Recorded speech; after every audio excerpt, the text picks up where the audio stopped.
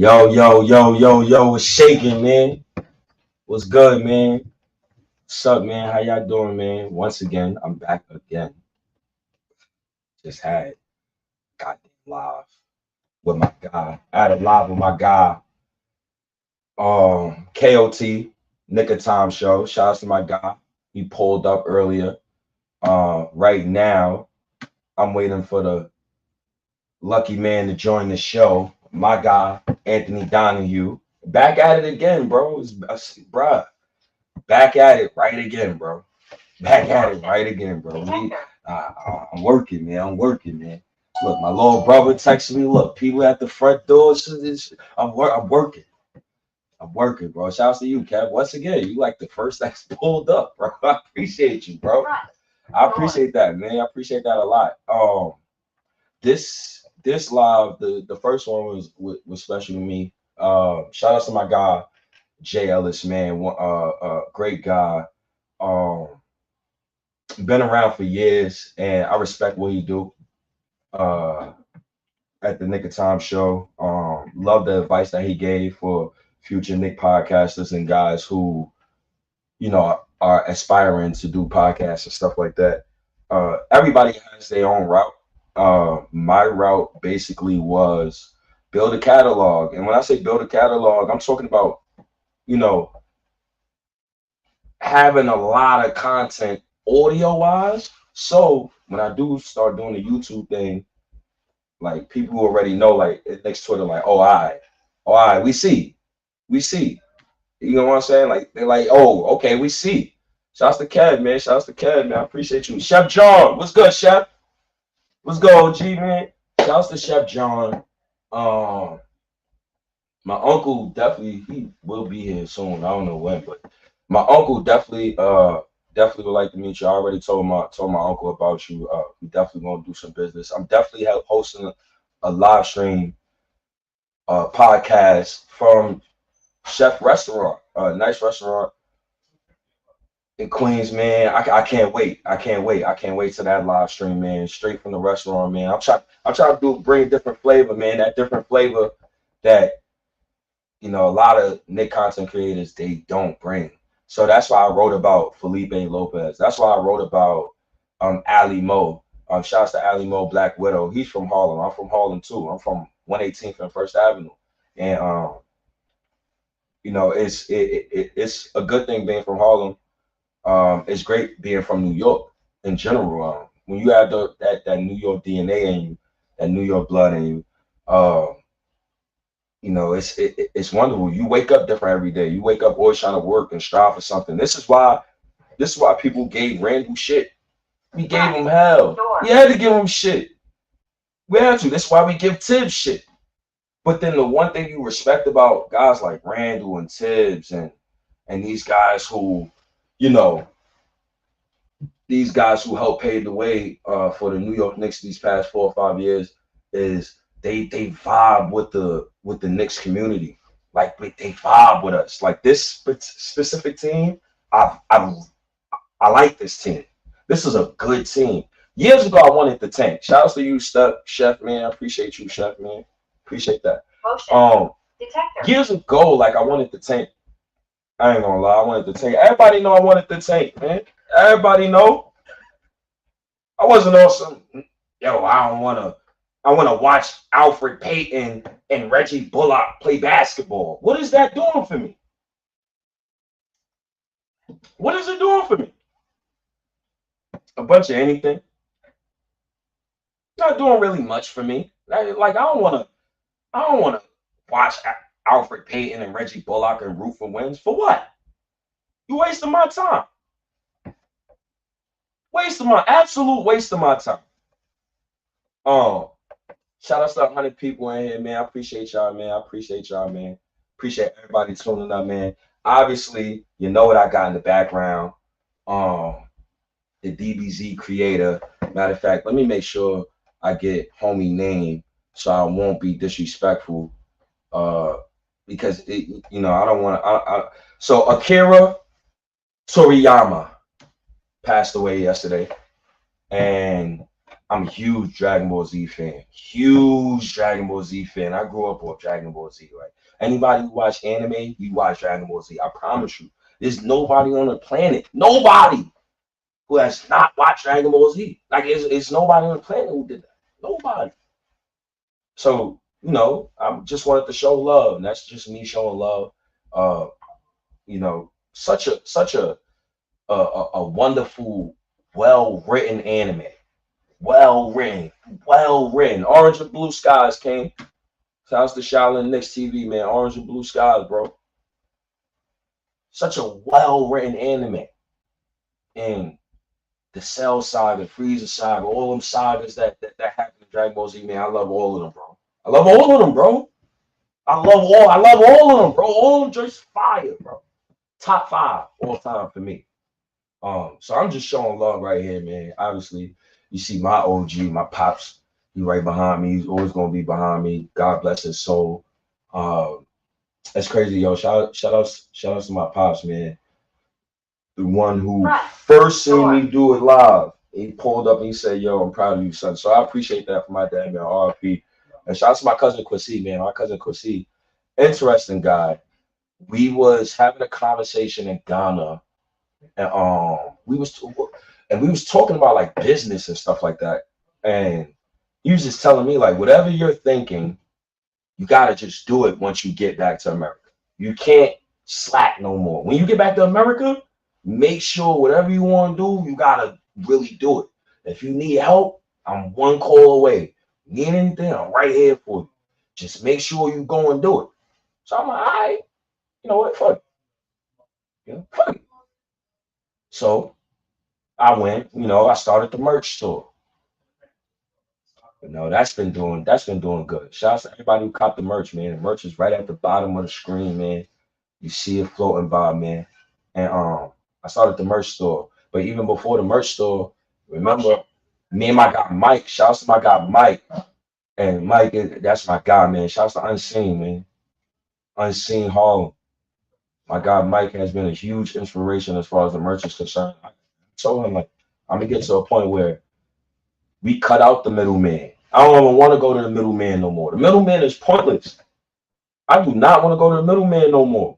It's OD. It's super pointless. It's super pointless. Why would I go to the middleman? For what? For what? I don't want to go to the middleman. I don't want to go to 2/5 to get these vinyl pieces. Let's go buy the whole print ourselves and let's go get that working ourselves.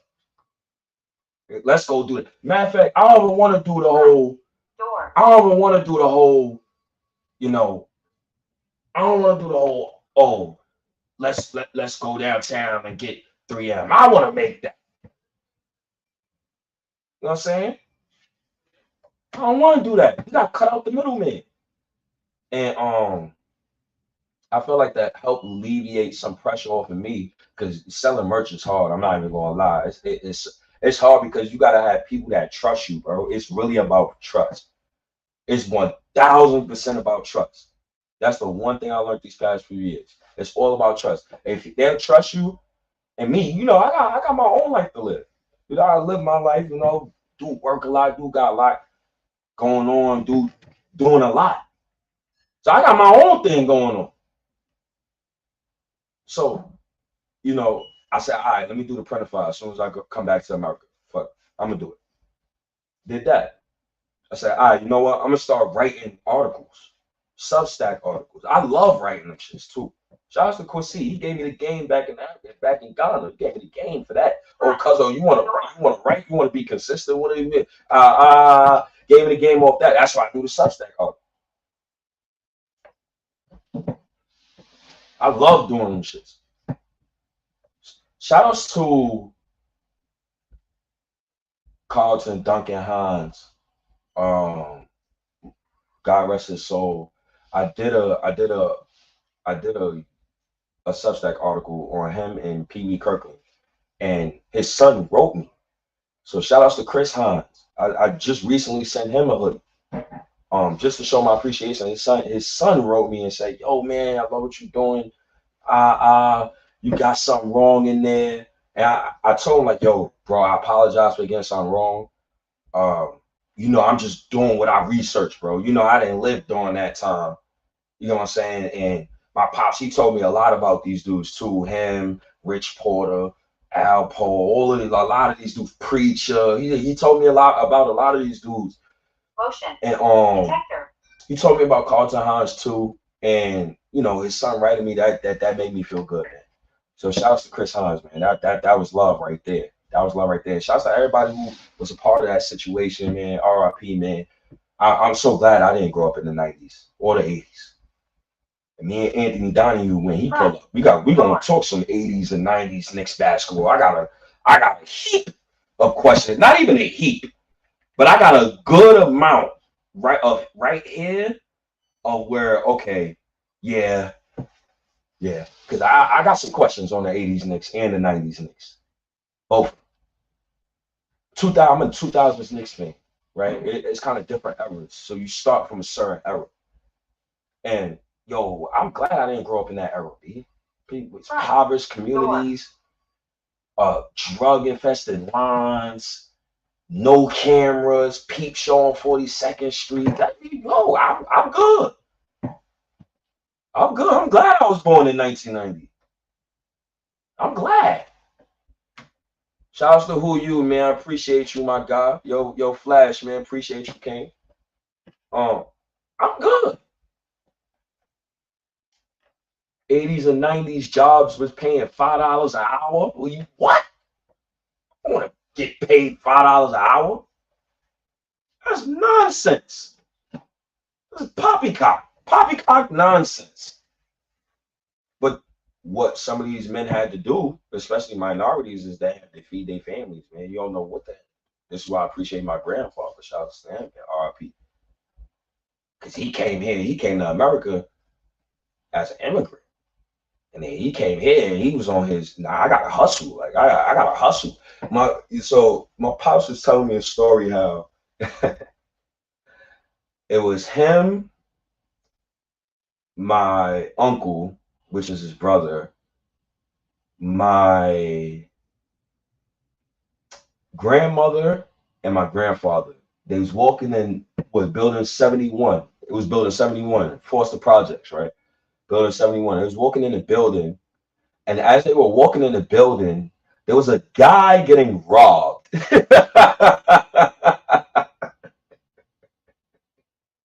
Oh God, forgive me. Oh Allah, forgive me. Please, Lord, forgive me. I don't mean to laugh, but it was a guy getting robbed as they were walking in the building.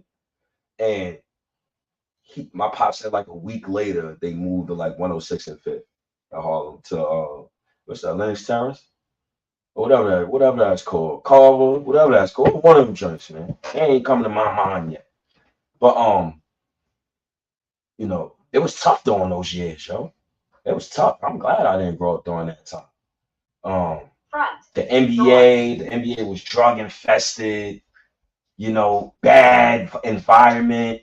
You know, the NBA was drug infested, you know, bad environment. It was bad, but I'm just glad I didn't grow up in that area. No.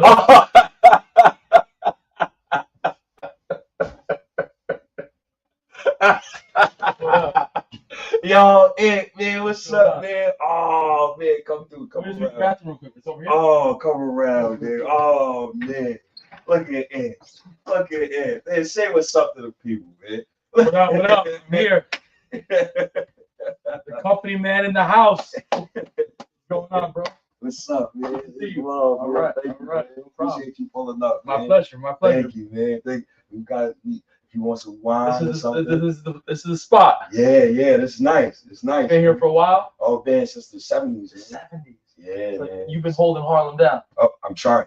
Well, I am. Now we're trying. So your family's on this stuff. Yeah, we moved from 114th and Lenox up the block over here. This used to be Black Ink. Yeah. And then my uncle and my pops, they got it and they said, I take it. That's amazing. So, thank you, man. Thank you. Yeah, man. Yeah, man. Cool. Hold on. I got you. You gotta go there real quick. Yeah, I'll use the bathroom real quick, and then I got a nice gift for you. Okay. As soon as you come back and sit down, I got a nice gift for you. All right. Orange and blue skies, man. Orange and blue skies. Shout out to everybody who's tuning in. All right, bet. I'm gonna lock out that minute, but my dad's be out 5 minutes, so he gonna keep it. All right. No problem. Yo, love you, cuz. I appreciate you, man. Thank you for everything. Yo, safety, yo. My cousin he's a great guy. Way more intelligent than me when I was growing up. I'll be honest. Way more intelligent. Not even close. Not even close. This kid is very bright. I would say like I'm kind of glad like my family, we've all, know how to like appreciate each other, and we know how to like deal with each other and know the experiences. But with that said, my guy Anthony MSG, please, brother, you will be sitting right there next to the good old microphone, brother. Please sit down. And I see you brought a nice gift. Nice gift. nice gift. Oh man. Right here? Yes. First of all, man, I appreciate you. No problem. My pleasure. Thank you for having me. This was great, man. I appreciate Happy you to be coming here. through. You brought gifts. I did. You want him now? See him now? I would love to see him, and also for the people who's watching, right? I told Anthony MSG I never had what is it called? A cannoli. I brought multiple things. But let's start with this item. Now I don't want you to eat everything at once. You get a little sick. This is a classic item. Now this ranges for all cultures, I feel, and it's figured it was the perfect item since I'm going to be on your show. Mm-hmm. The black and white cookie. You know what I'm saying? This brings everybody together. If you want to try a little piece right now, some like the white better, some like the black better. You could get a bite and get both. I don't know if you're a Seinfeld fan. It was a big Seinfeld episode back in the day. The black and white cookie. Oh, you never had a black and white cookie either? No. They're usually at diners. Obviously every bakery. Ranges in all cultures, I feel. Now we got a nice box of Italian pastries right here. So we're gonna have many items in here. Let's see. Let's see what we got. And most of this stuff can last you about 4 to 5 days. Mm-hmm. I believe the cannolis you want to eat them within 24 hours. Okay. Everything else 4 to 5 days. Put them in the fridge. Don't eat everything at once. Look at this. Oh. Look what we have here. Oh my goodness. We got a lot of good stuff here. We got some cheesecake, some carrot cake, some cannolis, some tiramisu. I mean, this is amazing. Look at this right here. Oh God, I don't even. Show the people. This is and good. we got the 2 cannolis right there. Okay. I don't know if I can Look at all of this. Now this stuff is good about 5-6 days. So obviously it's best in the next first 24 hours fresh. The classic rainbow cookie. You know what I'm saying? Oh, that's good. So you've never had any of this stuff. This one. So I think you got to at least try the cannoli for now. This is the cannoli right here. Okay. Freshly filled. So this for next Twitter. It's my first time eating that cannoli. That's crazy. Let's see.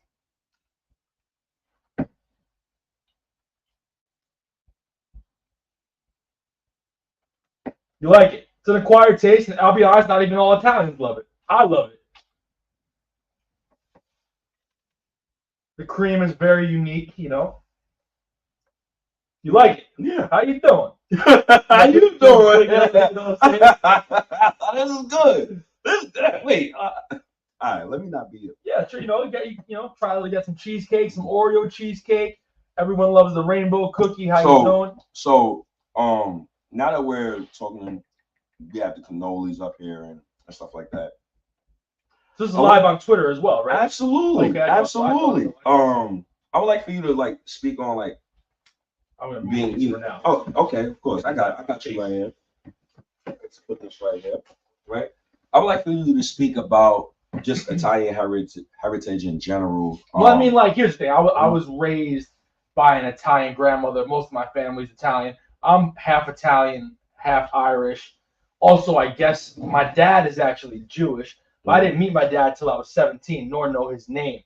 So I don't even know what I identify as. I identify as Anthony from New York City. But being raised by an Italian grandmother in an Italian household, I grew up eating a lot of Italian food.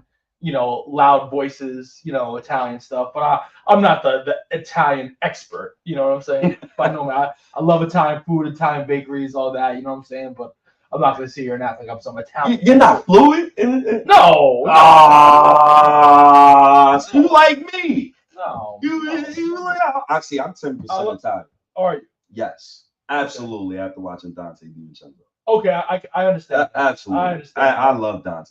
And plus, like growing up, Mhm. as a white Italian, I wanted to be black. Sometimes the black folks want to be Italian. You know Oh, what I'm saying? oh, hell yeah. We all want to be each Oh other. yeah, man! I can't tell you how many times I watch Scarface. Right. Like I watch it at least like 4 times in a week. Yeah. Just for like motivation. So that would be like me watching like Belly. Yeah. Yeah. Great movie. Best intro ever, maybe. Oh, absolutely. You know what I'm saying? Ooh, man. Oh man. So we all want to be each other sometimes. So I got a question for you. Yeah. Just sticking on a tie, right? Let's be more specific. Let's get back to patients real quick. Okay. Just real quick. So specifically, don't drop it. Oh no, this ain't gonna drop, brother. This gonna be.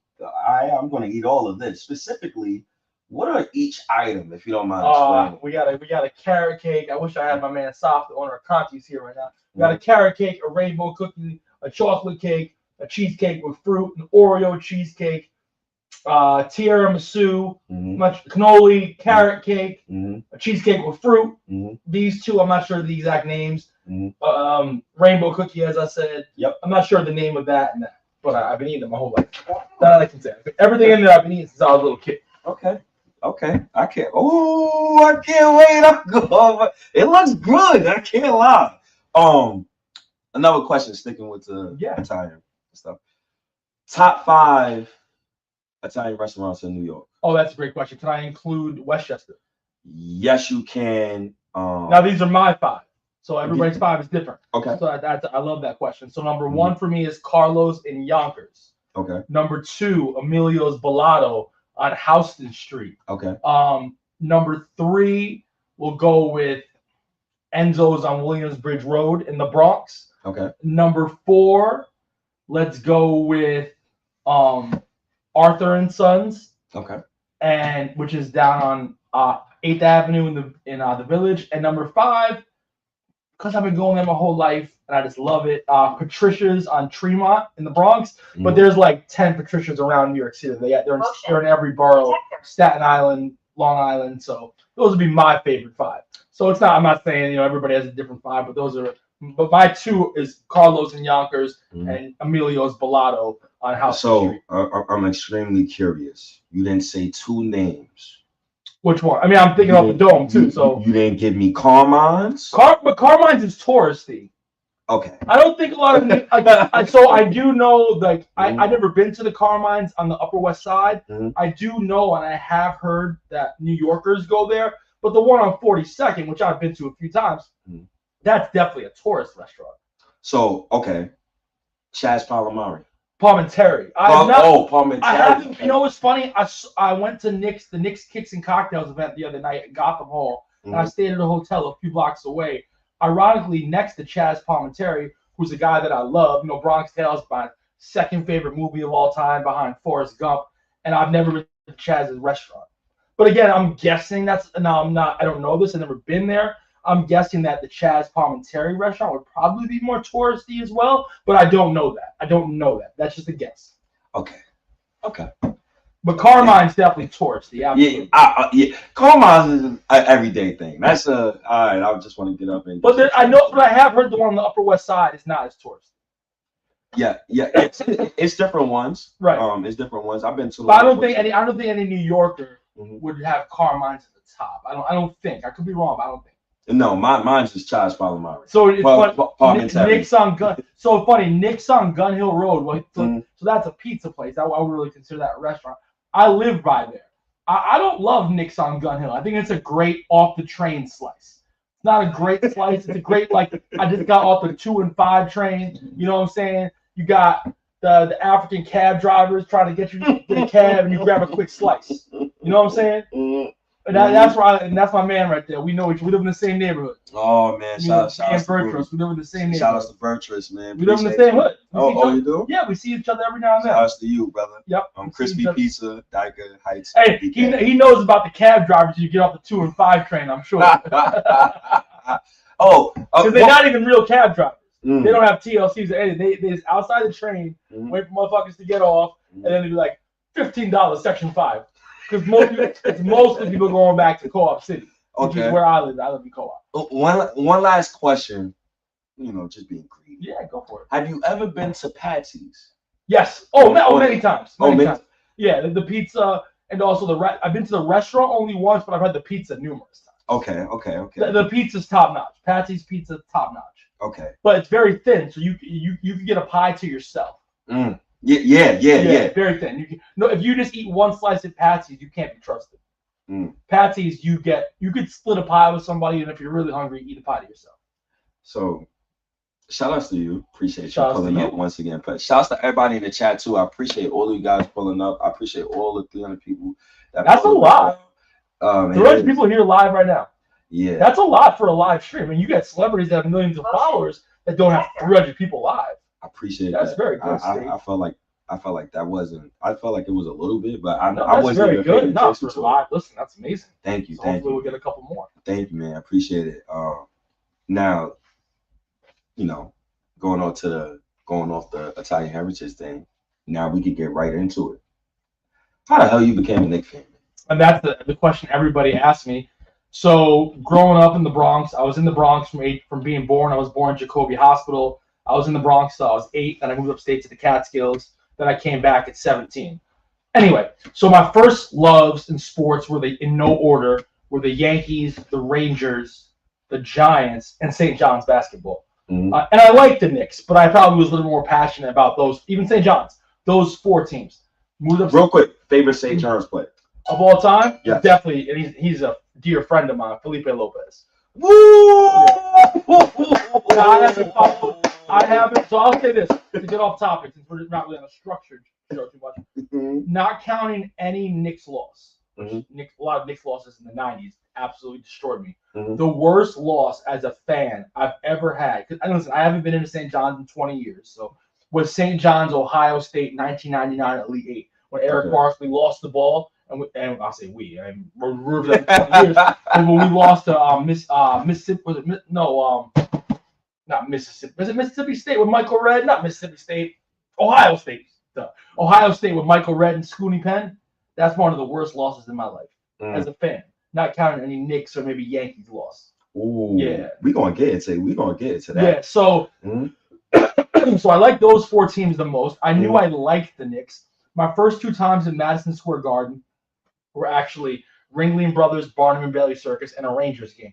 Moved upstate to the Catskills. I'm in 4th grade. Moved there at the age of 8. Turned 9 November of 92. Started watching the Knicks a little bit in the 92-93 season. I remember the All-Star game was in Utah. I remember Patrick Ewing played in it. John Stockton and Karl Malone were co-MVPs. And as the playoffs were about to start that year, I moved to this small country town in the Catskills, about 3 hours away, with my grandparents. My mom was off doing her own thing. I didn't know who my dad was, where he was. And a lot of the kids up there were really into the Bulls and the Indiana Pacers. And now you're like, why were they? No, I was not into those 2 teams.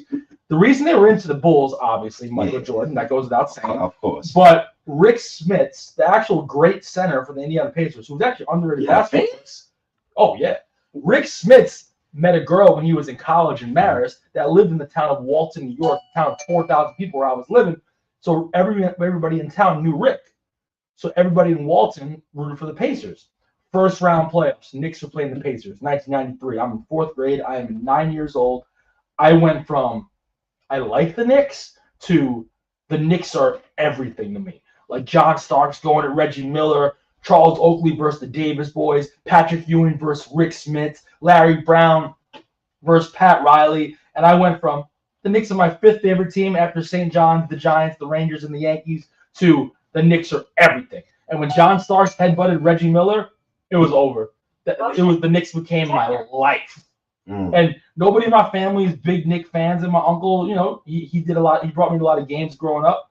he was more of a bigger Ranger fan, Giant fan, Yankee fan. My grandfather, he was more New York Football Giants fan, was really into basketball. My mom was really into basketball, but she wasn't really in my life then anyway. So the Knicks, I didn't get the Knicks from anybody. And then from that playoff series in 1993, first round versus the Pacers, the Knicks were everything to me. Yo, So my first heartbreak, of course, was a month later when the Knicks lost to the Bulls in the conference finals.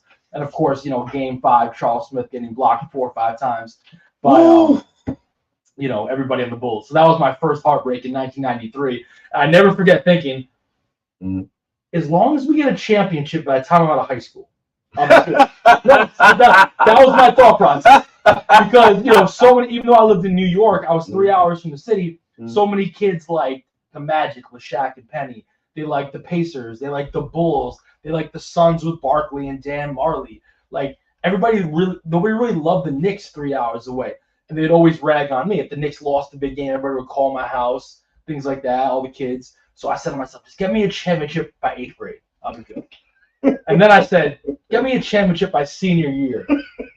Now I'm like, just get it before I leave the earth. Because I am 40 years old and I graduated high school in 2001. And obviously we as Knicks fans have not seen a championship. So, let's start off with the 80s Knicks.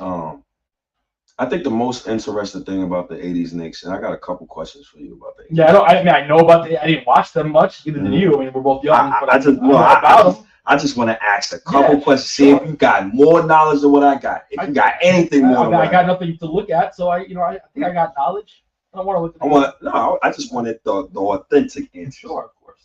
Why didn't the Knicks back in the 80s not get Dr. J or Kareem Abdul-Jabbar? I don't know why they didn't get them. Players also back then, players didn't want to leave the organizations as much, and if they did, it wasn't public. So, I never heard of Dr. J demanding a trade or saying, get me to the Knicks. I never heard Kareem Abdul-Jabbar or Lou Alcindor before he was Kareem. I want to be a Knick. You never heard that stuff. So there wasn't as much player movement back in the day. And that's why I feel it was easier to follow teams, because you would get a role player, an 8th man, for example, in the 80s and 90s that would stay on the same team for 6 years. Right. You're never going to have that. You might get an 8th man that signed a 7-year contract back then. So you never really heard guys force their way out of organizations like you do now. So why the Knicks never got, Kareem or Dr. J, I don't know, but we never really heard any rumors about that. The Knicks could have drafted Larry Bird. Get the fuck out. Yeah. I'm sorry. Oh, my God. So did you know Larry Bird was actually drafted by the Celtics, but he played 1 more year of college? The rules were different back then. Yes. I think Larry Bird was available, but I think the teams knew, and for older folks that are listening or watching, you can correct me if I'm wrong, teams knew he was going back to school. Okay. So some teams didn't want to take a chance on Larry. Of course, the Celtics did play 1 more year of college, and the rest is history. Oh my Jesus! So sticking on the 80s Knicks, because you're a little older than me, why didn't Bernard King and Ewing never work? Injuries? Not that it didn't work. They never played together. Okay. Injuries. Bernard King had his major knee blowout, I believe, in 1984 in Sacramento. Patrick Ewing was drafted a little later, 1985, and I don't think they ever played a game together.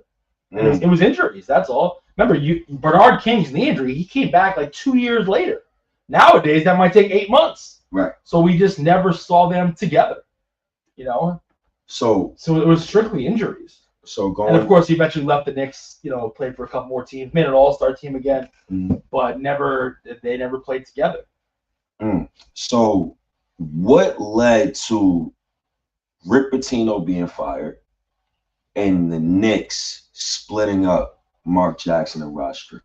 Why would they do that? So it's funny. I'm cool with Rod Strickland. That's my man. Shouts to Rod. Yeah, and I've talked to Rod about that, and he wanted to start. He wanted to get more minutes, and they just made a decision, Rod or Mark Strickland, and they traded Rod Strickland for an older, I guess you could say, broken down Maurice Cheeks. And it's funny. It's funny you mentioned Rod Strickland, and again, like, I wanted the Knicks to get Rod Strickland so bad in the late 90s. Even though he wasn't the player he was in the late 80s, I felt, as much as I loved Charlie Ward and Chris Childs, And I would have loved Rod Strickland on those teams with Sprewell and Houston, Canby, to actually have a point guard to get in the lane and then, create his own shot. It didn't happen. And so just barroom, liquor store conversation now. But they made a decision between Rod Strickland and Mark Jackson. They chose Mark. They traded Rod for Murray's Cheeks and ended up trading Mark Jackson a few years later for, of course, Charles Smith. Ooh, Jesus Christ. And this leads to the 90s Knicks. You know more about the 90s Knicks than I do. I think that's my that's the bread and butter for me, absolutely. Absolutely. So what happened in 94? What the hell? What happened? And my second part of that question, and I know you probably can't give me have you ever spoken to Starks about Game 7? Yeah, I have. The first person I ever interviewed in my life was John Starks, actually. Okay. John has been shout out to Starks. John was my hero growing up. Mm-hmm. I love John Starks dearly. He's become a friend. I've interviewed him now 20 times. In fact, the day after Anthony Mason, God rest his soul, passed away, John Starks came on my show to talk to me about it. Mm-hmm. So I have asked John about it, and basically he was just like, he's never gotten over it, and the balls didn't go in the hoop. Like, I've only rewatched that game once, and it was about 10, 12 years later. And I was 10 years old watching it live, never forget that night, a few days after the Rangers won the Stanley Cup. And most of the shots John took were good shots. They just didn't go in the hoop. 2 for 18 overall. I believe it was 0 for 11 from 3. But it was 2 for 18 overall. Just nothing went in the basket. And he didn't take terrible shots. And, Pat Riley lost confidence in Ronaldo Blackman. Hubert Davis didn't play much that game. And Hubert Davis was a good player that whole season. But he just couldn't put the biscuit in the basket. And John Starks got us there. Game 6, 1994, Knicks down 3-2 versus the Pacers in Indiana after a horrible loss in Game 5 when Reggie Miller had his 25, 28 points in the fourth quarter. John Starks had a huge Game 6 in Indiana to force a Game 7 at Madison Square Garden. Also, Game 6, Knicks-Rockets in Houston. The Knicks did lose that game. John Starks had a huge game that night. Came down to the last play. We know Hakeem Olajuwon blocked John Starks' shot to force a Game 7. But John Starks wasn't with John Starks. We would not even have been in the finals, and Riley believed in him. Unfortunately, he just, for whatever reason, couldn't make a shot that night. Ooh, so, just to ask you about a few rumors, just with the 90s Knicks, and then I want you to talk about the 90s Knicks overall, like their culture. Was the Knicks supposed to trade for Mitch Richmond? I think there was always rumors about Mitch Richmond. There was, also there wasn't as many rumors back in the day because the internet wasn't really prevalent. Mm-hmm. But you heard some rumors about the Knicks getting Mitch Richmond. I think there was a trade on the table for Mitch Richmond for Starks. There was always rumors about the Knicks getting Chris Mullin. Never happened. Mm-hmm. So there was I think it was even broken by obviously he's the legend Peter Vesey. I believe it was even broken in the mid '90s. The Knicks actually acquired Ron Harper. So that never happened either. So there was always rumors about the Knicks getting player. There was always rumors the Knicks were going to get Terrell Brandon. There was always rumors the Knicks were going to get Grant Hill in the late 90s too, early 2000s. So there's always, just like now, nothing's changed other than the internet. Just like now, the Knicks are getting over the summer the Knicks are getting Giannis Antetokounmpo, and then he signs a 3-4 year deal with the Bucks to re-up. Yep. So the only thing that changes is more content now. There's always been rumors that the Knicks were going to get certain players, and it never happened, So there was rumors the Knicks were going to get Chris Webber in 2000. Mm-hmm. Sprewell tried to get Webber here. It didn't work out. So there's always rumors about potential people that never got here. So shout outs to you anytime Knicks just popping in here, just so late, just interrupting. But we know you put it down over there, okay? Thank you, sir. You met my uncle too? Yeah. Okay. That's nice. Shout out to Anytime Knicks too. Nah, you good. It's okay. But let's continue talking about these 90s Knicks. You school right back behind us, brother, when you walk over here, brother. No problem. I appreciate you coming through. But, shout outs to Anthony MSG pulling up, man. Shouts to everybody. 420 live listeners. I appreciate all of you guys pulling up. Anthony, was Michael Jordan supposed to sign with the Knicks, man, in 96? I don't think he was supposed to sign. I don't think it was ever going to happen. They say there was rumors that he was going to do it. I don't believe it was ever going to happen. Oh. But I will say, though, Reggie Miller was upset the Knicks did not make an offer to him summer of 96. And the Knicks went with Allen Houston instead. Oh, okay. Reggie Miller, I have heard that he was upset the Knicks did not make an offer to him. So in the summer of 96. One more about just the rumors, and then I want to ask you about 1999. What the hell happened? Was Shaq rumored to come to the Knicks because it was a trade that, remember, Don Nelson was the coach. Of course, yeah. He wanted to move Patrick Ewing. Of course. He wanted to trade Patrick Ewing. He wanted to bench John Starks. He basically had Anthony Mason playing point guard. You know, listen, Don Nelson was ahead of his time, and he wasn't the right fit for the Knicks in 1995. But he was fired. The Knicks were 15 games over 500, 14 games about that when he was fired. Right. So he wasn't necessarily doing a bad job, but the offense then was bring the ball up the court, dump it into Ewing, and then go from there. Okay. You know, but yeah, Don Nelson wanted to change the whole style of play for the Knicks, and he did for a little while. And again, they weren't losing a lot. They just weren't playing the way that, you know, Patrick Ewing wanted to play and John Starks wanted to play, and therefore Don Nelson was fired and Jeff Van Gundy was brought in, who ended up being the head coach for the New York Knicks from 1996 to 2001. Okay. What happened in '99, man? What happened in '99? Do you feel like if Ewing never gets hurt, do the Knicks win in that NBA Finals versus the Spurs? So '99 was my favorite time ever. Hopefully it'll be this spring. But 99 was my favorite time ever to be a Knicks fan. I was 15 years old, so I'm getting a little older. So it meant more to me than, say, 94 when I was 10, even though I do remember it clearly. 15 and 10 are a big difference. So 99 was incredible. There was 8 games left in the regular season. The Knicks were actually out of the playoffs. Ernie Grunfeld got fired. And then the Knicks win 6 of the last 8 games. They get the 8 seed, play the Miami Heat in the first round, have an epic first-round battle. I actually went to my first playoff game ever that year, May 12th, 1999 versus the Heat. The Knicks won 97-73. I went game 4. The Knicks did lose. Miami forced the game 5. Back then, the first-round series was best of 5. That rule changed in 2003. And the Knicks beat Miami on an Allen Houston shot. They were down 1. Allen Houston makes the famous running jumper off the front rim, the famous call by my friend Gus Johnson. Shout out to Gus. Great. I saw Gus the other night at the game. It was great to see him. I hadn't seen him in person in a while. Gus and I go way back. He used to come on my show all the time too. First thing he said was, "Damn, Anthony, you got some grays in that beard." You know? we met when I was like 16. I'm 40 now. It happens. It happens, man. And the '99 final. Then we swept Atlanta. Everything was working right. Then we faced the Pacers in the conference finals. Win game 1 in Indiana. Lose game 2. Last play of game 2, Knicks are down 2. Couple seconds left. Charlie Ward throws a baseball pass to Patrick Ewing, who misses the final shot. When he missed that final shot, he suffered his major Achilles injury, which kept him out until December of the next year. The Knicks, he missed the first 20 games of the next season.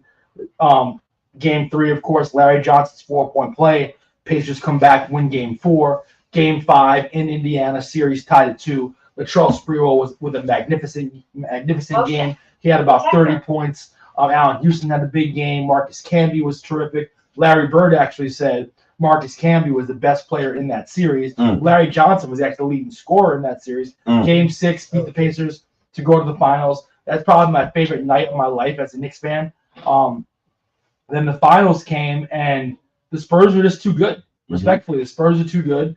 With Tim Duncan and David Robinson down low, Avery Johnson, Sean Elliott, Jaren Jackson, they had, Malik Rose. They had a squad. And if we had Patrick Ewing, I think we would have won. I can't say 100% we would have won, but Larry Johnson was a little banged up in that series. Remember, he got hurt. He actually got hurt in Game 6 versus the Pacers in '99, and he actually went to the hospital. It's funny how much life has changed. Back in the day, when a player got hurt, even like a torn shoulder, they would always go to Beth Israel Hospital. But now, you just get worked on in the back. And I remember all the players are doing the L that night. So, would we have beat the Pacers if we had beat the Spurs in the finals if Patrick Ewing was healthy? I can't say 100% we would have won, but I can say it would have been a much different series. Oh, thank you, man. Yeah, I'm not going to disrespect the Spurs and say we definitely would have won, but the series would be a lot different. But also, without Ewing, we had a chance to play a little faster, a little freer. But obviously, you're always better with Patrick Ewing. Because there was a lot of people back then, and there was no social media, but I was on the MSG Network message boards. I was in the Yahoo.com message board, 15-year-old Anthony. And there was a lot of fans that said the Knicks were better without Patrick Ewing. They were not better. Were at times they faster? Yes. Were there times the ball moved a little better? Yes. Were the Knicks better without Patrick Ewing? No, absolutely not. So this leads off right into my next question. Did the Knicks get cursed for like 20 years because they traded Patrick Ewing? Sometimes I wonder that. I don't know if I believe in curses, but boy, oh boy, it seems that really ever since Patrick Ewing got traded in September of 2000 and then Jeff Van Gundy left a year later, we had a stretch where really nothing went right. Even, we brought in Stephon Marbury, who I loved, and nothing went right in the Marbury years. Brought in Carmelo Anthony. I love Carmelo. That's my guy. Gets the playoffs 3 years in a row, but unfortunately only win one series. I mean, that sucks. And that's not Melo's fault. But, nothing seemed to go right. And it really, the last 4 years since Leon Rose has been here, since Tom Thibodeau has been here with, Julius Randle and now Jalen Brunson and finally building some stability, is the first time you feel really, really great about the Knicks organization. Really since probably the year 2000 when we went to the conference finals.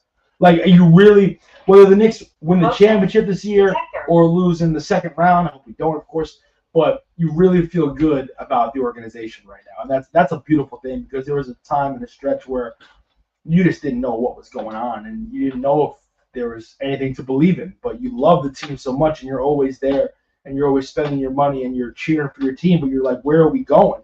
And now you see we're going somewhere. There's a team. There's something to build with. You got building blocks. You have basically two superstars and Jalen Brunson and Julius Randle, bringing in OG Anunoby, Mitchell Robinson. Hopefully, Isaiah Hartenstein stays. But you really believe in the organization right now, which is it's a beautiful thing. It is because when I read this off to you, I don't know if it might bring a tear to your eye, but I believe it was Scott Layden. I remember Scott Layden very well. I remember the day he was fired like it was yesterday. I remember that day listening to WFAN, Mike and the Mad Dog. I remember the day he was fired, but they brought in Isaiah Thomas. I remember that. Oh my God! So the ironic thing about the day Scott Layden was fired was that they hired Isaiah Thomas basically the day before Latrell Sprewell was coming back to play the Knicks as a member of the Minnesota Timberwolves. So with the timing of the firing and bringing in Isaiah was very bizarre. But that's just how my brain works. Like, I'm really a Nick glossary. Like, I'm not looking at anything. So, Nah. That's why I'm just throwing them questions at you. I want the information. That's what they here for, man. Shouts to everybody in the chat. Shouts to everybody, 482 people, man. That's y'all. amazing. Appreciate y'all, man. Okay. Appreciate y'all. I got my guy. Anytime Knicks, he wanted to come here straight from Brooklyn. What's up, Nice to meet you, man. How are you? I got my guy, man. He said he wanted to pull up. Ewing knee surgery, because he wanted knee surgery in the summer of 2000. Travis Knight, Glenn Rice, and a 2001 first-round pick, which became Jamal Tinsley, arrived from the Lakers, and then we signed Luke Longley. The Knicks were going to have 10 different head coaches over a 16-year period. Don Chaney, Lenny Wilkins. You want to name all that looking? Oh, go ahead. You think I can? No, let's see. You came here to flex. Let's see. Yeah, starting from start with Jeff Van Gundy. Ready? Want me to do the years too? Hey, that's what they want to hear. All right, Jeff Van Gundy from 96 to 01. Don Chaney from December 2001 to January 2004. Then Herb Williams for 1 game. Then Lenny Wilkins from January 2004 till January 2005. Then it was Herb Williams from January 2005 to the end of the 2005 season. The Knicks won 33 games that year. Then the next coach was Larry Brown for the 05-06 season. The Knicks won 23 and 59, and obviously Larry was fired after 1 year. The next 2 years from 2006 to 2008 was Isaiah Thomas, and then from 2008 to 2008 to March of 2012 was Mike D'Antoni, and then from March of 2012 to the end of the season in 2014 was Mike Woodson. Then it was Derek Fisher who got hired in the summer of 2014, and then it was Derek Fisher, and then he was the coach until middle of the 2015 season. 15-16, and then it was Kurt Rambis at the end of the 16 season. And then from 2016 to 2018 was Jeff Hornacek, and that didn't go well. And then after Jeff Hornacek was fired, David Fizdale was brought in. David Fizdale was the coach for a year and a quarter. And then after that, Mike Miller took over. And then since Mike Miller has been the God, the great Tom Thibodeau. How you doing? How you doing? We don't get the tip. My God, We don't get bro. the tip. Bro. I mean, we don't get the tip. Hold on. I want to read more off to you, just to see what you say. How was that? Was that good? Yo, that was great. No, that was perfect. That was perfect. I ain't gonna lie. You got all of them right there. I ain't gonna lie. June 26, 2002. The Knicks trade 27. I know what happened that day. The Knicks traded they traded Nene and Marcus Camby for Antonio McDyess. And then they also drafted Frank Williams. So in 2003, obviously the Knicks hired Isaiah Thomas. I love Isaiah Thomas. I was growing up. I was 13, 14. I like him now. I didn't like him at you know what I feel like? The first few years of Isaiah, I don't think were terrible. Well, they were terrible as far as on the court. I felt like the first few years of Isaiah, a lot of his moves weren't terrible, but then once they played basketball, they sucked. So they would make a move, and I'd be like, "That's a good move." And then nothing worked. But then I'd say Isaiah got out of control when he traded for Steve Francis. Like that was I know stories. Steve Francis, my pops, RP my pops right here. I used to tell he told me a story about Steve Francis. Was he coming to the liquor store? He went to the liquor Was he up in here? Yes, he was. Yes, he was. He was up in here. Listen, Stevie, from 99 from college to like 2004, Steve Francis was awesome. But his knees or whatever, and he didn't really have the skill to but that was tough. They tried to create the star-sized backcourt with Steph and Steve Francis. That was brutal. And then you still had Jamal Crawford. So that was probably the downfall of Isaiah. Was also the Larry Brown season. That I was excited about Larry Brown, but nothing went right there. So you mentioned about being cursed. It just felt like for 15, 20 years, nothing could go right. Like it felt like you could have brought in LeBron James, Magic Johnson, Larry Bird, Shaq, Michael Jordan, and in their primes, and somehow something would have went wrong. That's how it felt, and I'm a positive fan. It just felt something would always go wrong. But now, for the first time in a while, it just feels right. It feels safe. January 5th, 2004, Knicks deal Antonio. Go ahead. I remember that day like it was yesterday, January 5th, 2004. Ironically, I was actually at the Bronx courthouse. I was 20 years old. I was at the Bronx courthouse. I had to pay some fine. I had to pay a fine actually for something. And I was about to get on the D train. Someone was like, "Yo, the Knicks just got Stephon Marbury." I was like, "No." I love Steph. I love Steph going back to. I remember hearing about Steph at Lincoln and Georgia Tech and the part in the middle of the head. And the article on Sports Illustrated when he had the hot dogs with his family at Nathan's. What the hell happened? So what happened with him and Larry Brown? Everything. Larry Brown wanted his point guards to be a certain way, and it kind of worked with Chauncey Billups. But Chauncey had Rip Hamilton and the squad with Tayshaun Prince, Ben Wallace, and those guys. He wanted Steph to basically just walk the ball up the court, dump it into Antonio Davis. That's what he wanted Steph to do. That's why Steph said, "Hell no." But what's wild is that what's interesting though is that Larry kind of let Iverson do whatever. See, it was brilliant. And Larry Brown, I do think, is a brilliant basketball mind. Right. He was terrible with the Knicks. Let me make that very clear. Mhm. With Iverson, he said, "Motherfucker, you ain't gonna be on the ball. You're gonna be off the ball. You're gonna get buckets." Which I kind of wish he just did that for Steph. Right. With Steph, he wanted to bring up the court, dump it into Antonio Davis. 39-year-old Antonio Davis. That's what he wanted Steph to do. And then they just went at it and just obviously Larry was gone after 1 year. First of all, shout out to the chat. Shout out to my guy Jay once again, man. I appreciate you pulling up, man. Anytime Knicks podcast, please go follow my guy Anytime Knicks podcast. Shouts to Anthony MSG, man. Appreciate the 543 people that's in here right now. We just going through Knicks history. We're gonna get to the current Knicks.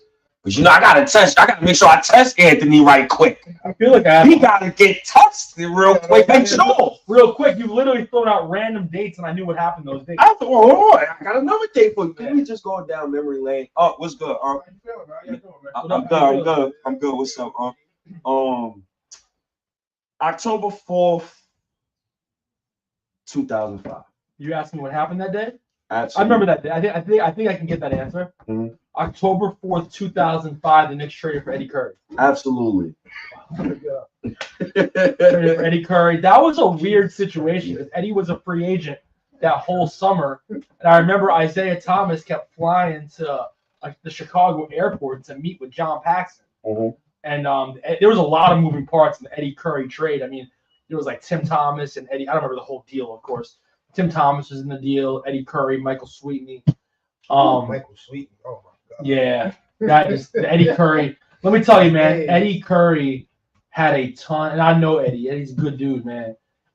Especially those teams in the mid 2000s they weren't good on the court. Mm-hmm. Those players, I'm cool with like all of them. Way cool that I don't really know any of the players now personally. And also, I'm also older, so I don't really care. But those guys, Eddie, David Lee, I know all those guys. Those guys are my guys to this day. Mm-hmm. Eddie Curry had the skill set of a point guard. Right. But I don't know if I'm not dissing Eddie. He had a lot of personal issues. I don't know if he loved basketball. I don't know if he did. You heard that a lot. Yeah. But he had Eddie Curry could catch the ball like 10 feet from the basket and flip it in like that. Right. But then I don't know if he cared. He actually legit had like God-given talent, but I just don't know if he had the God-given ability. Yeah. The one. The Yeah. the bizarre. He did. And what was crazy with the Eddie Curry trade was that just 2 months before they had a press conference to sign Jerome James. Everything was going wrong. So you gave Jerome James $30 million, big snacks, and then you bring in Eddie Curry 2 months later. So, I mean, it was just nothing was going right in those days. Mm-hmm. So, to be fair, also, as bad as Larry Brown was, it was also just a horrible roster.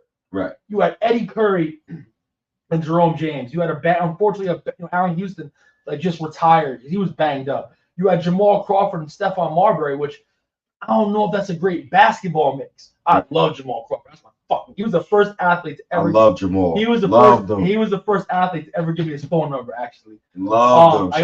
I got a Jamal autographed jersey in my hallway. Woo, fire. But it was a bad mix of just players, great guys, good dudes. Bad mix. Just those rosters didn't make any sense. On paper, they look good.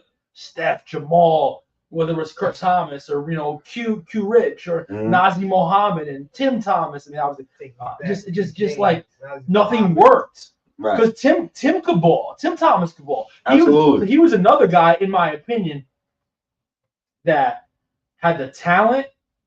A little bit of a dramatic take, I'm about to say, of almost like a LeBron. I don't literally mean LeBron, but that talent.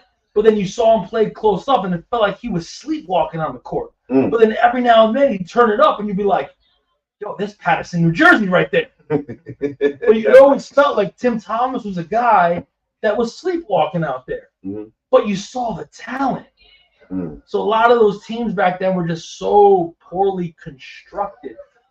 For example, Channing Frye. they try to make him like a post player. I remember. Absolutely. And this is a true story. Spring of 2007, about a month before the Knicks traded Channing Frye and for Zach Randolph. Right. Who Zach I love too. I don't know So, why he didn't work here either. Funny story. Go I ahead. was doing an event. Mhm. I used to do some stuff with my man Brandon Steiner, and major name drop about to happen. I was with Magic Johnson, Shouts to Magic. and we were talking basketball, and like he gave me the time. We talked for like 30 minutes straight basketball, and I said, Isaiah needs to use Channing Frye like Robert Horry, and he's like, yo, you're right. Yeah. Gets traded 2 months later. What was the rest of Channing's career? Standing out by the 3-point line and just banging threes. Just chucking. The Knicks trying to make him into like this post player. No, like how that. So like the mismanaging of players in that era was absolutely brutal. Mm. We drafted Trevor Ariza. He didn't play for us though, but we drafted him. Yep, Trevor Ariza. And the thing is about Ariza, he showed glimpses when he was here. He showed glimpses, but he was in the Steve Francis trade. He was in the Steve Francis trade. Then there was the Jalen Rose. We brought in Jalen Rose at the end of his career. Oh, Tracy McGrady. Tracy McGrady. Was bad. Funny story. Tracy McGrady. His first game as a Knick, he looked like 2001. He did. I remember that game. So I remember in the interviews and in the press, Tracy McGrady was saying how he wanted to stay a Knick, and he was going to help recruit LeBron or Wade or Amari that summer. So he has a great game. I'm like, yo, maybe he was holding back in Houston, you know? So someone, you know, on the inside hit me up and goes, bro, he was so cooked after the game, like he could barely walk. And then what happened the next, like, but he like literally shot his load that Saturday night. But Baron Davis, and the list goes on. So like I said, That one hurt. so many, and that's what happens when you lose a lot. When you lose a lot, Right. there's a lot of mismanaging of players, of coaches, of GMs, and that's what happened in those eras from literally 2002 to 2020 till Leon Rose got here. And I didn't think Steve Mills did a terrible job. You know, listen, no GM is get bad 1,000. You know, I thought Steve Mills did a good job of restoring order, but you know, Kevin Knox. Oh man, Kevin Knox was kind of like, I used to compare Kevin Knox actually. When people killed me for this, and this is actually kind of anti-Nick, of course, because we go anti-company, man. I kind of compared him to Tim Thomas from a standpoint of when I watched him on the court, I felt like he was sleepwalking. But every now and then, he'll wake motherfucker up. will grab a rebound, go coast to coast, and dunking on you. And I'm like, the fuck? Yeah. That's how I felt about Tim Thomas. I'm watching him. I feel like he's sleepwalking out there. And then every now and then you see it. So, you know, obviously, but no, did anybody know how good Shea Gilgeous-Alexander was going to be? You don't know. The draft is a crapshoot. You know, the Fizdale hire, I think Fizdale got hyped because a few things. One, I feel like Fizdale, good guy, nice guy. Love the way he speaks. Like he's the type of dude you want in the liquor store hanging out. Absolutely. But do you want him head coach of your team? Probably not. Hell no. But he was the guy probably in the back of the Heat playing, chatting with LeBron and Wade, you know, about, you know, fun shit. Oh, so that was the game. You know what I'm saying? They were trying to go for LeBron. They thought. I don't. But then this, as a head coach, didn't work. This didn't work. So you know, like I said, a lot of mismanaging, a lot of things. Again, when you're not good for 15 to 20 years, everything has to go wrong. Right. And for the Knicks, for a long time, everything went wrong. So, from me to you, I think the culture with the Knicks in general, it started this shift in 2011, right? So, in 2011, we all know Carmelo Anthony. Yep. Gets traded to the New York Knicks. This is after the summer. LeBron James is supposed to be a New York Knick. He says, hell no, he don't want to be a Knick. We all were hoping. I had T-shirts I was giving out to people that had LeBron or Knicks for it, in a Knicks uniform. It's like "We Believe" or something like that. It was like a remix of like the Obama fucking thing. Shout out to Obama, man. And we get Melo. Yep, that was an exciting time. That was an exciting time. I never forget. The day we got Melo, I was in Brooklyn. I was in some girl crib. Oh. I swear to God, I was in the girl crib the day we got Melo. And I'm like, oh, God, I'm going home. We got to celebrate. Melo on New York, and like that was the start of like, oh, it's real. Yeah, Like, yeah, no. we got a chance now. And then you gotta remember, like in 2010, yeah, LeBron curve, Yep. Amari Stoudemire. Yeah. Unfortunately, his body went out too. And so how you felt about those years, and then leading up to us getting Phil Jackson? Yes. So those years Mhm. were very exciting because we were basically bad from 2001 and 2010. You made the playoffs in 2004, but you had a 39-43 record with Steph. There was some excitement with Stephon Marbury, but that didn't last long. No one to blame. I'm not gonna blame Steph. It didn't last long. Mhm. And then now you bring in Amari. Mhm. And before Melo got here, the Knicks are just playing a brand of basketball we never saw. With Raymond Felton and Wilson Chandler, Danilo Gallinari, Mozgov, Amari getting up and down the court, shooting threes. The Ray Felton Amari pick and roll, probably the best Knicks pick and roll we've ever seen. It was absolutely incredible. And then the Melo comes. I wish he came as a free agent. It is what he is. It is what it is. I'm not going to go over that now. And then you're like, wow, the Knicks are back. Like the Knicks have a chance to compete. And then that first year, we get swept by the Celtics. Listen, Chauncey Billups gets hurt in Game 1 in Boston. Then Amari gets hurt warming up in the layup line in Game 2, throws out his back. Oh my goodness. But then you're like, okay, the next offseason, we bring in Tyson Chandler. Yep. Linsanity happens, and you're like, we're really on the right track. Then some injuries happen that year. We lose in 5 games to the Heat. The next year, we bring Raymond Felton back. Jeremy Lin leaves.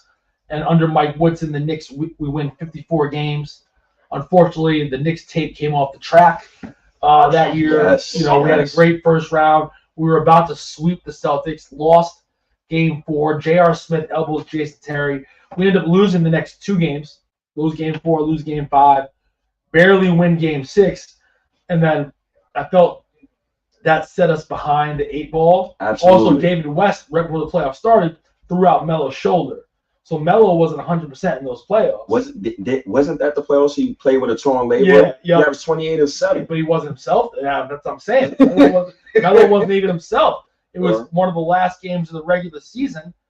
David West tore out Melo's shoulder on a Sunday afternoon, and the Knicks take the Pacers to 6 games.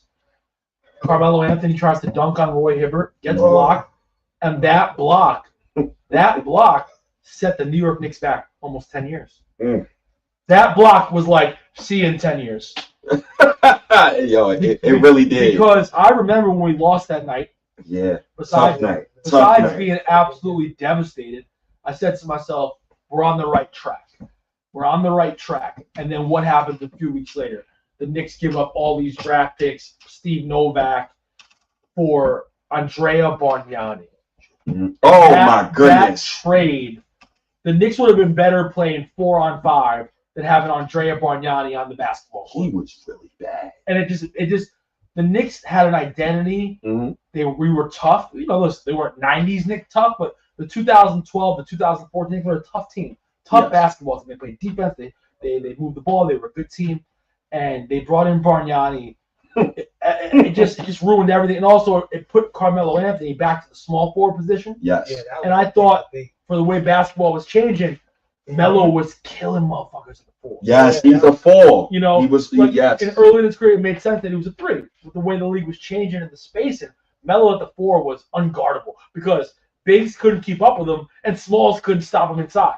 Right. Unguardable at the 4. Absolutely. Now you bring in Bargnani, you have him clogging up the fucking floor and putting Melo back to the 3. And then that year goes terrible. Then they have a rally outside Madison Square Garden to sell the team. And then James Dolan, he brings in Phil Jackson. Yep. And that was an interesting time for me personally in Knicks fandom. Yep. Because I was against the Phil Jackson hire. And I made it publicly clear I was. Oh, I was with the Phil Jackson hire. You would say I was not. Coach, man. So I was for Phil Jackson if he coached. Because he never did that job before. I'm not saying Phil didn't know basketball. Of course he knows basketball. He knows basketball more than me, obviously. He was 67, 7 years old, being a first-time GM. Right. That's not, and then also Phil Jackson was sitting in the 5th or 6th row telling the coach the offense to run.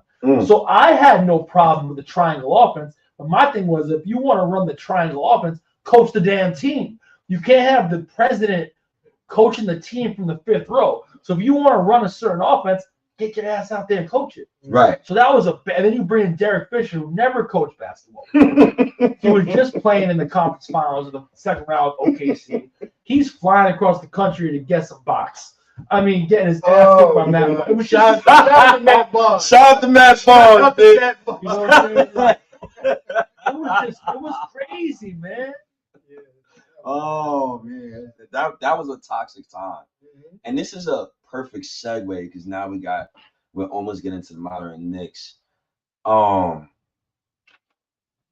Actually, a very personal question that I wanted you to speak about, and you say, okay, Stay, go ahead.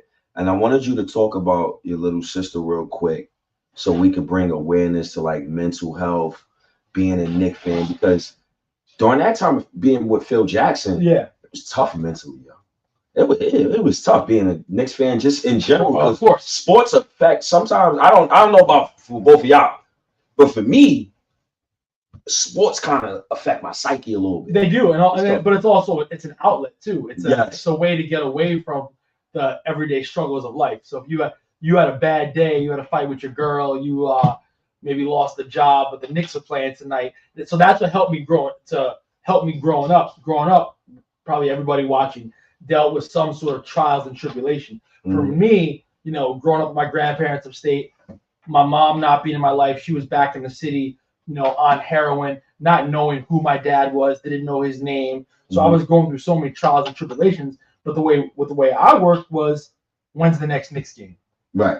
And then as soon as that game started, when it came 7:30, and I heard, Al Troutwig starting the pregame show, or whoever it was, all the pain in my life went away. Because no matter what I was dealing with, whether it was watching a Knicks game or in the summer watching a Yankee game, I'm much bigger with the Knicks and the Yankees. But you know what I'm saying? That's what I'm saying about sports. It can take you away from sometimes that pain's still going to be there, but it can be an escape from the trials and tribulations of our life. And for me, like, I really say that the Knicks saved my life because of all things I was going through growing up, and maybe resentment I had towards my mom and my dad, and felt like I was upstate with my grandparents. No matter what I was going through, when's the next Knicks game? And that helped me through so much. Thank you. Yeah, I guess. Thank you, Uncle. You gotta go. You gotta go. Oh, you perfect. You did well. Thank you, Uncle. Thank you, man. That was a great story, and the reason why I asked you that is because shout out to my guy Jay, who's sitting next to me. He showed me love all the time, and I appreciate you sitting here right now with me. I used to go through depression. Yeah. Right. So this podcast and when I do audio, it helped me. That's amazing. So once my pops passed away recently, I felt like now it's time for me to actually take it even more serious. Absolutely. And love the Knicks more. Love the Knicks so more. As you see, I haven't been really bashing them like that. I see you've been a little different. And I think that brings awareness to like mental health and stuff. So how was you feeling at the time, about you and your little sister and what you was going through with her? And do you have advice for anybody who would be going through the same thing that you went through? So always took care of my little sister. Took care of my little sister. She had her first brain cancer in the summer of 2010. Okay. Ironically, a week after the decision. And it's funny, you thought that was everything in your life, then a week later you find out your 10-year-old sister has brain cancer. Right. So she got diagnosed the first time in the summer of 2010. I was her primary caretaker. I was in the hospital every day. I was, meeting with doctors. I was listening to doctors. Perfect. Oh yeah, that's perfect. Right there. Right here? Yes. Thank you. Appreciate you. Go ahead. So that changed my life tremendously. So now I'm 26 years old. I was supposed to be going out all summer, hanging out, looking for girls, things like that. And now I'm 26 years old. I'm living in New York Presbyterian Children's Hospital, meeting with doctors, and they're pronouncing words I can't even spell or pronounce. But I was there for every second of it. And then when the Knicks season started that fall, and that was right in the thick of her chemo, her radiation treatment, brain surgery was in December of 2010. Going to the Knicks games was my way out, was my escape. So even though I might be at the hospital for 20 hours a day, I would leave to go to the Knicks games, and that was my escape. But back then, Twitter was pretty new. There was no Instagram. That's my uncle, by the way. What's up, man? But keep going. Twitter was pretty new. Instagram wasn't around. So, and what was really cool back then in those days, and it happened again when she got sick the second time as well. Right. It seemed like the whole Knicks fan community, and it was much smaller than digitally, rallied around my sister being sick, especially the fact she was 10. She turned 11 in August of 2010. She was 11 years old fighting for her life. Right. 11 years old fighting for her life. And the Knicks organization, to the people on Twitter especially, you could, to this day, you could hashtag win for Gianna, and you will find thousands of tweets, especially from 2010, 2011, of the fan base rallying behind my little sister being sick. So that helped me so much get through it. And it helped my sister too, because she would see all the tweets, and there was tweets even from Spike Lee talking about my sister. So that was really awesome. And then, even when she was sick, she'd come to games when she could. She'd leave the hospital, come down to a game, and she would get the VIP treatment. I remember even we got Shaq to say what's up to her. Shaq took a picture with her. Oh, that's dope. Shaq took a picture with her actually the day before her brain surgery. They let her out of the hospital for like 2 days. She had brain surgery on a Friday. It was actually the night that Amari hit that three that didn't count. Remember that? Oh, when the Knicks were going for 9 in a row, and the Celtics went a long win streak. So, going through so much, watching my sister at 11 years old fight for her life, how could I be upset about anything? So for me, going to the games, watching the games, interacting with fans on Twitter was definitely an amazing release and outlet for me. So thank you for that. So what I want to do, getting into current Knicks. You thought that was a bag of chips. Nah, this ain't a bag of chips, man. Stand near me like, yo. I love the beautiful story you just had. It's a beautiful story. I wanted you to share that because 728 people watch it. How much now? 720. That's amazing. That's incredible. Thank y'all. And from me to you, thank you. I got my guy Anthony MSG, State of New York podcast. Okay. Wanted to make sure you leave in. Nice little custom bag. Shout out to my guy Recap. Recap, you're the best, bro. Shout out to Recap. Shout out to Recap. You got to come back to Twitter, bro. I got you. And this is for you. Thank you. Anthony MSG, Appreciate man. that. Appreciate you, man. And so you bring up my sister, and that what I was just talking about was the first cancer, 2010, 2011. She was for those that maybe don't know the story. She February 13th, 2012, the doctor said she was cancer free. She was 12 years old then. 10 to 12 years old, fought for her life and beat cancer. She's a hero for that. She was cancer free for 7 years, and unfortunately, a month and a half after she turned 20, the cancer came back, and it was more aggressive, and it basically, for the most part, wasn't even treatable. We did all we could, chemo, radiation, everything. And she passed in August of 2020. And I just want to say to the Knicks fan community, even to the ones that maybe disagree with a lot of things I say, I know a lot of y'all always had my back during those days when she had her stroke, to when she was diagnosed with brain cancer again, and when she passed away. The Knicks fan community was always there for me. Going to the games to this day, my sister's been passed away now for 3.5 years. People still stop me at the guard and tell me how much my sister meant to them, and that's an amazing legacy to leave. A legacy to leave that you could live a great life, you could pass away, and you could be a great person, but 5 months later, nobody may even talk about you. Right. My sister's going to be talked about for the rest of her life because of the way she conducted herself through the darkest of times, and that girl never complained at all. And her last 10 months on the earth, not only did she go through brain cancer and a stroke, she couldn't walk either. She's 20 years old. She couldn't even walk. because the cancer caused the stroke, that she couldn't walk, and she still fought. She still tried to walk. She still tried to beat cancer. So, and then of course after she passed away was during COVID. The NBA season didn't start. She passed away August 29th, so the season didn't even start till right before Christmas, and you weren't allowed to go to the games. Oh, nope. But I'll never forget when the Garden reopened February 23rd versus the Warriors, and then I went to every single game that year with 2,000 fans. And I would say every game somebody stopped me in person. Forget the social media things, which mean a lot. Right. Someone would stop me every game and just like give me a hug and just be like, "Yo, I think of G all. I think of G all the time, and she inspired me so much."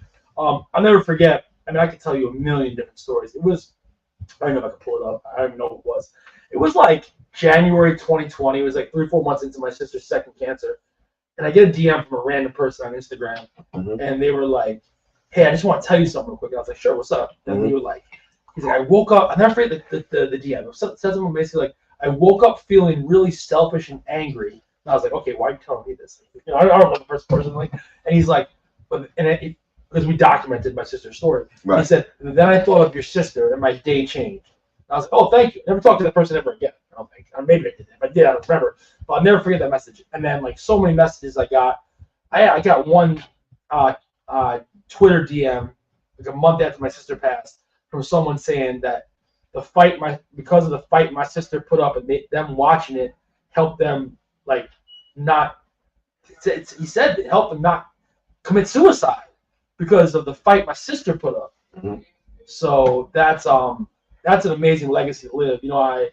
I miss her every second of every day, and she had been coming to Knicks games with me since she was 4 years old. 4 years old. And I brought her to 10, 15 games a year. Everybody knew her there at the Garden, from security guards to ushers to the organization, to all the former players, especially Allen Houston. If I could share a couple stories about Allen Houston, he's been. My guys. I mean, hey, that's what we're here for. Allen Houston has been one of my favorite players since I was a little kid, and Allen and I became friends around 2007, 2008. And he was always there for my sister and I. But during the second cancer, when she had the stroke in October of 2019, one of the first people at the hospital by her bedside was Allen Houston. Shouts to Allen Houston, that's love. He didn't ask for no special treatment. He came right through the lobby at NYP, walked up there. He came. Allen's a very religious man. He came to the hospital often and prayed with us. Even during COVID, when you could see each other, he would get on FaceTime with me, even me and some of my family, and he would lead a prayer. And then in June of 2020, when the doctor said we should probably stop treatment because there's nothing more for us to do, we had Allen on FaceTime. I'll never forget something he said. He basically was like, "God, when you take her, just make sure she's not in pain." Right. It's like one of my heroes, become a great friend. And then when we did our celebration of life a year later, Allen Houston did the opening prayer at my sister's celebration. That's dope. So besides being a hero to mine growing up because of his silky smooth jump shot, Allen Houston is definitely one of the most important people in my life. Has there ever been another Knicks player outside of Allen Houston that has impacted like your life in that way? Yeah, not as much as Allen, but John Starks and Larry Johnson, Walt Frazier. I mean, all those guys were, always checking in with me. My sister was sick. Mike Breen. They all those guys individually sent me money. Just to all those guys. Ooh. Mike Breen, Walt Frazier, Allen Houston. Shouts to Mike Breen. Jamal Crawford, Quentin Richardson, Walt Frazier, all those guys, sent money to my sister and I just to hold us down. So besides loving the Knicks sometimes more than life itself, the Knicks organization and what we've been through together was a lot of my trials and tribulations. They've been there for me, and that means a lot more than even play on the court. So what advice would you give a person like me who my father just recently passed away? I'm sorry about that. And that's like shit. that's like one of the hardest things that I've ever Yeah. gone through in my life. And what's like the best advice you have for someone like me, like a fellow Knicks Yeah, fan who's so- going through something like that? The best advice, there's no right or wrong way to grieve. And this is my opinion, these are Anthony's opinions only. There's no right or wrong way to grieve as long as you're not hurting yourself or hurting anybody else. You know, maybe the pain never goes away, but I always say the pain is love, and just to keep living and doing your best you can. Enjoy yourself, enjoy the podcast, enjoy that drink, enjoy the cookie, enjoy going to Knicks games. And if you feel sad, cry. Feel happy, be happy. It's okay to be happy. The first 11 months after my sister was sick, I wasn't happy once. And then one day I said, I want to be happy again. And I'm happy. Of course, I think about her every second of every day. There's not a day that goes by I don't shed a tear. Some days it's for 30 seconds. Some days it's for 10 seconds. Some days it's for an hour. But I'm happy. I love life. I love being alive. And that's okay. It's okay to be happy. I promise you that. And that's what I had to tell myself after my sister passed away. It's okay to be happy. And I'm happy. Yeah, I might not be. I wish she was here with me. I wish she would, I do all my events, and all my events over the years, from going back to when I used to do the events in bars 15 years ago, she was at them all. We do events at bars. This kid was fucking 10 years old in the bar, drinking a Shirley Temple, selling raffle tickets. You know what I'm saying? And and now my events have gotten so much bigger, so much better, and it breaks my heart every event that she's not there with me. But I know this is what she wants me to do. Like last night, I hosted 2 suites in the Garden. 2 suites. I had Larry Johnson in my suite. Shout out to Grandmama. And Britt. And I thought I couldn't help but think of her in the middle of the event last night, wishing she was there. But I know how happy she'd be that I never gave up on my goals. I never gave up on my dreams. Yep. And I hear her voice all the time in my head telling me to dominate. And that's what I'm doing. Y'all love that answer. Love that answer. I love that answer. Yeah, I can't lie.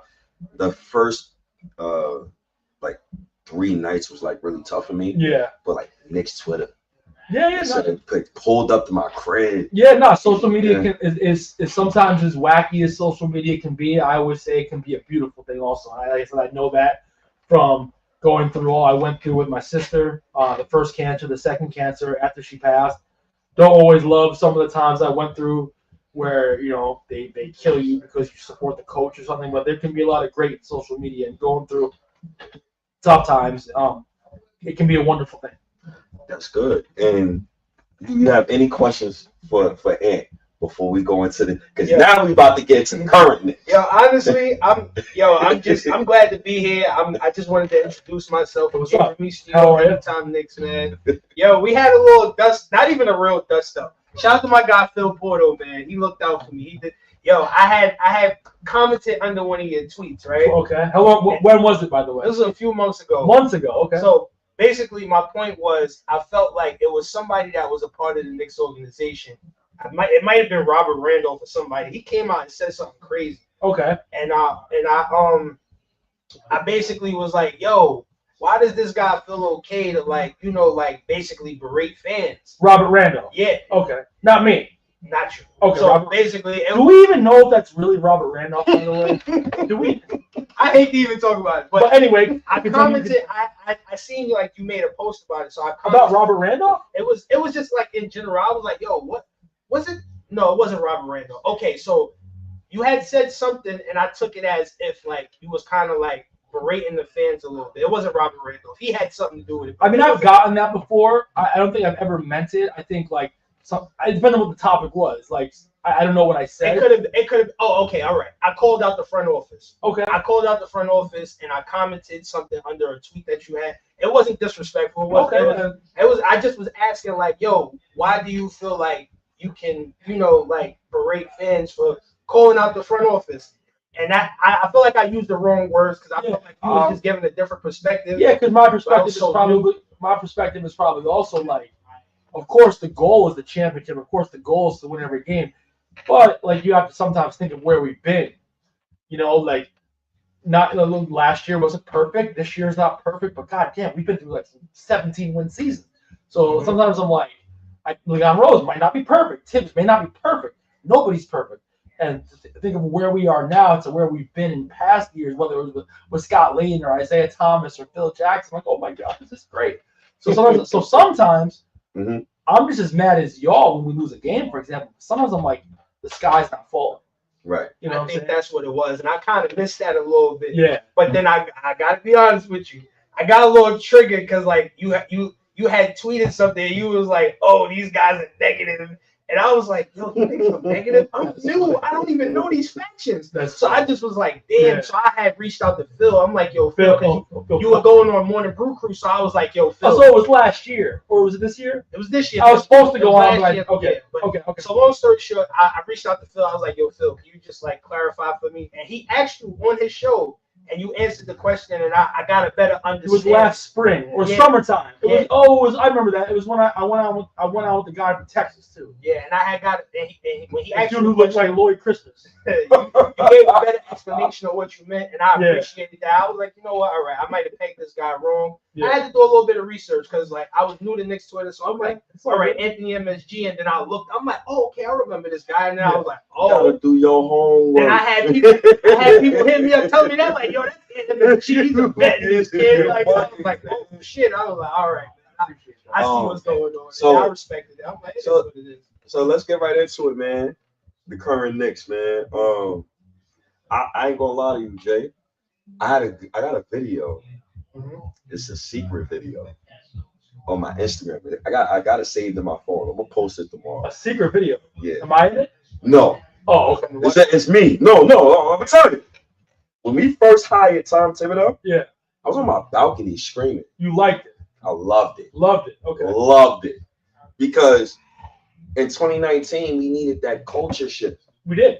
And absolutely. That's why Tim was perfect. That's why I love him too. So, can you tell me about the 90s Knicks culture? And then when you look at the team right now, the way it was built and structured since 2019, knowing that we had to draft RJ Barrett 17 years, knowing we had to trade RJ Barrett, knowing we had to trade quickly, knowing we had to trade Obi Toppin, knowing we had to trade Quentin Brown, knowing we had to trade the kids, but the culture is so right. Yes. What do you say? And of course, it's a different type of basketball in the 90s, but yes, culture is very important. One thing I've complained about a lot the last 20 years is, besides the Knicks being bad, is that we've had no stability. You know, you get a GM here for 2 years, a coach here for 2 years. It's like a revolving door. So now what Leon Rose has done, besides make good basketball moves, that he's provided stability, a culture. Leon Rose, West, Walt, all these guys. You know what I'm saying? And now Tibbs. And Tibbs has brought in a winning culture. And he's got these guys as dogs. And Jalen Brunson loves Tibbs. Julius Randle loves Tibbs. And when the two best players love the coach, they might not always agree with everything he says. They might not go hang out with him, but it trickles down. It trickles down to the whole team. Yeah. And that's building a culture right there. Mm-hmm. So in 2019, this is a tough 5 years for me. We win 17 games. We get RJ Barrett. Terrible year. We get Julius Randle. We're supposed to get Kevin Durant. We're supposed to get what you think happened with that? What do I back in 2019?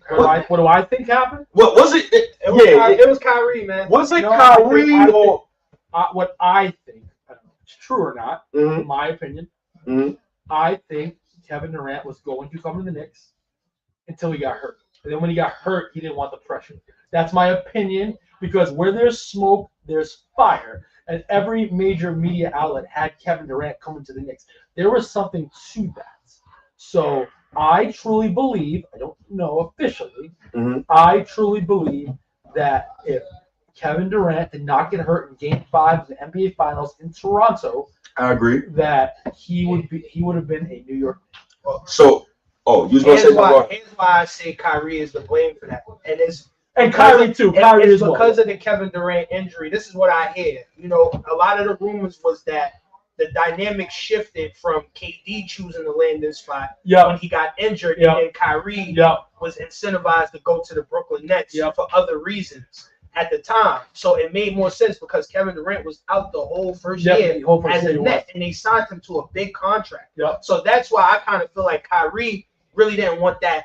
He really didn't want to be in the bright lights of New York City. That's my opinion. I think there's validity to what we both said, and I truly believe that if Kevin Durant did not get hurt, he would have been. So with that said, big dog Juju, Julius Randle, he had a tough year his first year. signs with the New York Knicks. Yeah, we brought in like 6 new guys that year. Julius, Bobby. Told us the New York Power Forward. Bobby Portis, and Wayne Ellington, and Todd Forrest. Did you like Bobby? I hated Bobby Portis. As a Knick, he wasn't that good, but he's turned out to be a good player. He absolutely has turned out to be a great NBA champion. I hated him as a Knick. Yeah, he wasn't a great. He did have that game versus the Bulls, but other than that, yeah. Oh yeah, he did. I remember that game. The Bobby Portis. He was talking to the crowd. I remember that game. So I just bugged out. Oh yes. That's what they call him, Bobby Bug Eyes. Look at you. I'm scared of it. So we come in 2019. Durant curves the Knicks. Yep. We get big dog Juju. We get RJ Barrett, my son. I love RJ. And you start to know like a culture shift. Yeah. You start to see it like in live action, right? And then 2020 happens. Yep. We signed Thomas Thibodeau. Yep. Who I felt, how can I say this? I felt like Tibbs was the white Mark Jackson. Interesting. So Mark Jackson was brought in Golden State to change the culture completely. Completely, yeah. He changed it. He did. So, but he wasn't allowed to finish the job. He was not. That's true. Thibodeau, he's come to New York. And he's changed the culture. He's complete. I can't even lie to you. And I'm telling you in your face. Yeah. He has completely changed the culture. I watched that game versus the Magic. I know where you're going with this. I watched that game versus the Magic last night. We're down 3-4 starters. Yep. You beat the hell out of them. Yep. At home. Tibbs gets teams to overachieve. It's not about the overachievement for me when it comes to Tibbs. It's about when you get to the playoffs, your top 5 in Knicks history in coaching wins. When you get to the playoffs, what are you gonna do for me? So we get Tibbs. Tell me about Tibbs. And like, because I don't know if you've seen him behind the scenes. I don't want to make no sense.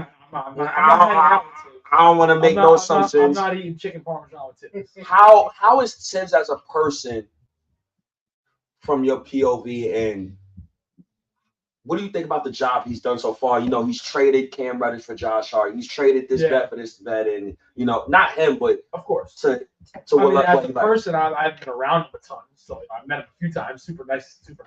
He's super nice. Super. I told him I defended him on Twitter all the time. He left. I can see him now laughing. Yo, that was a laugh. Swear to God, that was a laugh right there. I think Tibbs lives and breathes basketball.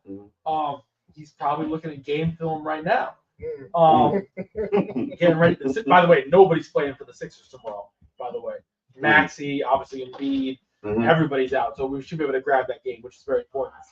Very important. Russ Brunson? Probably not. No. We not. I need this W. So, listen, Tibbs has done a great job. Like I said, he does get guys to overachieve. He gets guys to buy in. Winning is everything. You know, I'm not going to sit here and complain about the minutes thing. You know, is it weird sometimes they're up 20, it'll put you back in the game with 4 minutes left? I guess. But I'm not going to cry about it. You know, especially in today's NBA, for the most part, no lead is safe. Go back to, you know, December of 2023, and we were up 9 with 30 seconds left and lost to the Mavericks. So, you know, it's a different game. Listen, guys play hard for him. He gets guys fired up. He gets guys to overachieve. We do need to see him do it more in the playoffs, and hopefully we will this year. But Tom Thibodeau has been nothing but amazing for the New York Knicks. Do you feel like fans like me should still crucify him for what I feel like he's done to certain players, the way he's treated Obi Toppin, the way he's treated? But here's the thing. So, let's start with Obi Toppin. Okay. What has he done great since? I drink to that. Go ahead. Okay. Also with Obi, Julius Randle, nobody thought that. When Obi's rookie year, that COVID year, nobody thought Julius Randle was going to become the Black Larry Bird. But you gotta understand. So because of that, there was no room for OB. There was no room for him because Tibbs don't like to play 2 power forwards. That's he always wants that 5. Yep. So with the way Julius Randle was playing that 2021 season, there was no room for Obi Toppin. There was. Right. There wasn't. I agree with you. From what I was hearing recently, it just came out a few months ago. They said that the Knicks was looking at Devin Vassell. Me personally, but he came off the board early. Right. Me personally, I wanted the Knicks to draft Tyrese Halliburton. Yeah, a lot of people did. So But if you drafted Tyrese, there'd be no Jalen okay, Brunson. so you tell me how you feel about this. I personally feel like the Knicks, the minute they drafted Obi, they did him a disservice because he didn't fit. Because Randall had such a great season. They might have. He's a Nobody knew, but Julius' first year here, he wasn't that good. So nobody knew Julius was going to be so great that year, and he was so great. And also, Obi wasn't that great that year. He was a rookie, to be fair. Mm-hmm. And there was no room for Obi. And again, could he have played Obi at the 5, Julius at the 4, vice versa? Probably.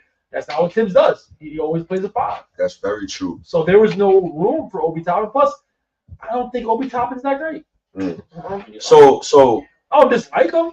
okay. I appreciate what he did for us. Mhm. But I don't think Obi's that nice. Is Julius Randle the best power forward in Knicks history? The best. That's a good question, man. I mean, Willis Reed was a 5. He's, of course, a better player than Charles Oakley. He's a better. Oh, he's way better than Wait, Oakley. It's not even comparable. He's better than Oakley. He's Mhm. better than Kurt Thomas. Mm-hmm. Way better. Yeah, Go he's better ahead. than Kurt Thomas. Mm-hmm. That's like, man. Like I said, he's better than Willis Reed. I don't know. Dave DeBusschere was a 3. I guess, yeah. You could say he's the. Yeah, I never really thought about it, but I guess you could say Julius Randle's the greatest power forward in Knicks history. I think Julius Randle the best power forward in Knicks history. I guess you could say that. I never really thought about it. From what I've seen, man, he puts up the people compare him to Melo. Not me, but people. No, he's like been fans. great. No, man, listen. So Especially when Jew was, listen, especially when Jew was locked in, Mhm. he's great. He's sometimes he's borderline unstoppable. When he's locked in, Yeah, I ain't gonna lie. he can be though, bro. I seen it was a game He early can in the be. season versus Anthony Davis. Yep. In LA. That was a good win. That was a good win. He bust Anthony Davis ass. No, Julius, sometimes he'll take a bad shot here and there, but he does it. But Do you attribute his maturation to top to them? absolutely. And himself. Give himself credit too. Mhm. Give Johnny Bryant credit. Give Okay. Johnny Bryant a lot of Shout outs to I Johnny O. love Johnny Bryant. That's my guy right there. Give Johnny Bryant a lot of credit for Julius Randle. Can I ask you Let a me make that question? very clear. I'm a big Johnny Bryant fan. I see Johnny Bryant. He gets to Randall in a way that other people maybe can't. You trust him. Julius trusts Johnny. So that's what I wanted to ask you. Like, what exactly is it about Johnny Bryant that resonates with Julius Randle? Because the Emmanuel Quickly situation. This was the last time we played the Heat last season before the playoffs. Yeah. That little blow up, it showed me a lot, and it seemed like the person. With Julius and Quickly. Yeah. Wasn't that in Orlando? Wasn't it? I know what you're talking about. When he slapped the ball. Was it the Miami game? I thought it was in Orlando. Okay. Either way, I know I what you're think that was talking about. Miami. That wasn't Miami. I could have sworn it was Miami. I thought it was. They had a blow up in Orlando. Either way, At the end of the year. Johnny Bryant, he came over, and for a second, like, Randall, he kind of looked at him like, boy, you better get up out my face. But then Johnny Bryant, he was talking to him, and he must have said something, and I seen it in Randall's eyes. It's like it brought him back. Yeah, I mean, like, they're, So I definitely shout out to Johnny Bryant. for that, Johnny because Bryant's incredible. He You could just seems to tell. have some type of good effect on Randall. Absolutely. No, you could tell. You could tell even in warm-ups or just like an hour before the game when Johnny Bryant's working those guys out. Johnny Bryant definitely has something with those guys. Absolutely. And if one day Tibbs is gone and they gave the job to Johnny Bryant, that'd probably be amazing. I would love No that. issue with If, I want hopefully Tibbs is here forever, but Tibbs is also not 30 years old. Tibbs is 65. He looks good with that So beard. I got a scenario for you. For You know? me, personally, I feel like Tom Thibodeau's status with the Knicks is solely contingent on how far he takes the Knicks in the playoffs. This year would be huge. Yep, I agree. What round would you say solidifies Tibbs' coaching job? For me, it's the Eastern Conference Finals. If he gets an early exit in the first or the second round, because on paper I feel like the Knicks are an Eastern Conference team, Eastern Conference Finals team. So if he doesn't get to the ECF, do you feel like that could that be the end of Tibbs, or will he get an extension? or resign? How does it work? I think that Oh, the big paisa, the pastry. I think to answer that question, I think he probably most likely needs to get to the conference finals. But if you end up getting a 4 or 5 seed and you draw Boston in the second round, and you were to lose, I'm not saying we would lose. If you were to lose to Boston, I don't think that would harm him to get an extension. By the way, if we lost to Celtics, that would crush me. But I think if you end up playing Boston in the second round, that wouldn't affect him getting an extension. I don't think. Again, that's my opinion. I don't think. Do you think Julius Randle jersey will be retired in Madison Square Garden? Possibly. Why is it possibly? I mean, it's still the story's not over yet, so I can't. I'd say possibly. That's fair. Just like Melo's possible to play. Obviously, Melo's story's over. I would say Melo's possible. But I would He say has to. I wouldn't say he has to. You have to retire his jersey. I don't know if I've It ju- I'm talking cultural effect. No, I'm for it. I'll be there. I love Melo. You have to. I hope they do. They gave Melo some of the worst. If Julius But Randle, it doesn't necessarily mean he's gonna get his jersey retired. no, I'm talking about outside of that, the cultural impact. How Yeah, many he Knicks fans he made Knicks fans. And you know he might. I think he might. What he did for the New York Yeah, Knicks. he might. He definitely might. My fault. Yeah. Now, definitely Melo's. Now it was kind of dirty. They gave it to Jokic. Mhm. Melo's 15 should 100% be retired for the Nuggets. The Knicks, I'm not sure. I'm not against it. I'm not 100% against it, but I'm also not 100% for it. And that's not a knock on Melo. I freaking love Carmelo. For the Nuggets, it should absolutely be retired. But for the Knicks, I'm okay with either. If they don't retire it, I'm okay with that. If they do retire it, I'm okay with that. So Does that make sense? You know I what I'm saying? do. No, that makes sense. Shouts to Big Dog Juju, man. I love Julius Randle, man. I ain't gonna lie. I speak to Julius Randle, his family, such a beautiful family. I apologize to Miss Kendra Randle. I speak to Julius Randle, his mom's. You Shouts speak to to Julius. yeah, no, not Julius. Yeah. It's So Mama you- Randle. I you- speak to Mama You Randle. and Kendra made up. I told Mama Randle, tell Miss Kendra Randle, I Okay. apologize. All right. I sent them a lot of merch. I You did. showed them love. You sent him a I saw- bottle? No, I'm gonna send them a bottle next. Okay. That's this week coming. Yeah, Kendra and the kid, they're wonderful. I see this game all the time. Yes, and it made me feel bad because I'm like, yo, this guy revived my franchise. You did. Like You did. I can't keep dogging this man. Listen, we all go through things in life and say things we regret. So that's props to you for understanding. You probably maybe went a little too far sometimes. I did. Okay, I respect I can't lie about that. Everybody has at some point. Then 2022 happens. This guy, Jalen Brunson, bro. I want to say he's the best Knicks player I ever watched, but then I don't want to disrespect Julius. I don't want to disrespect Carmelo Anthony, right? Or Patrick Ewing. Or Patrick Ewing. I haven't had a chance Definitely. to watch Patrick No, Ewing like the way you had. Of I course. see Yeah. the tail, like I vaguely remember you and like. No, I remember you. I remember Ewing, but it's like It's so vague. it's so vague. So I'm just going off for the past 24 years. Jalen Brunson has been incredible. Mhm. We all knew getting Jalen was an upgrade from, Alfred Payton or Alex or Kemba Walker, who was broken down. Kemba Walker, Ben Udrih. But nobody, I don't even think the Knicks thought he would be this. They obviously thought he'd be great, but nobody thought he'd be this. Quick question: what's the differences between Stephon Marbury and Jalen Brunson? And why you think it like? Well, Jalen has a better team, better chemistry. Those Knicks teams, they had no chemistry at all. Okay. The Knicks team last year and this year has great chemistry. Mhm. I think Jalen probably a little bit better of a decision maker. Jalen's a lot better of a fourth quarter clutch player. Stephon Marbury, if they played 1-on-1 in the park, both in their primes, probably taking Marbury. But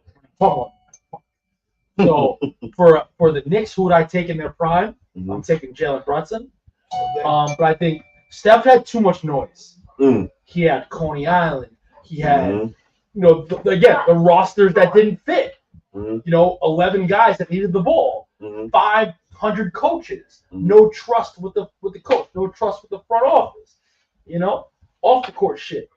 Skill wise, Steph is at the top, man. You hear other players, Jamal Crawford, Allen Iverson, even Michael Jordan talking about how nice Stephon Marbury was. Just he had a lot of bad luck, and some was himself too. Just the rosters didn't fit with Steph.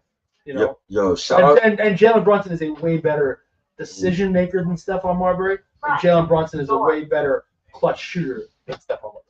So, shout out to the 944 people in here. It's my guy, Anytime Knicks, pulled up again. And my guy, Ant-Man, pulled up. And I'm definitely going to write a Substack on Stephon Marbury tomorrow. That was the motivation. Shout out to Jalen Brunson. Is Jalen Brunson a superstar? Because when I look at him and I look at the effect of how the Knicks play without him, and how the Knicks play with him, is that like a superstar effect? And did he, like, once again, because I say he saved the franchise. Yeah. So here's what I say about if you're a superstar now. Mm-hmm. Does the other team game plan around stopping you? And if the other team does that, you're a superstar. Correct. Do other teams game plan around stopping Jalen Brunson? Yes. Yes. We're not in the locker room with Eric Spoelstra. We're not in the locker room with the other teams.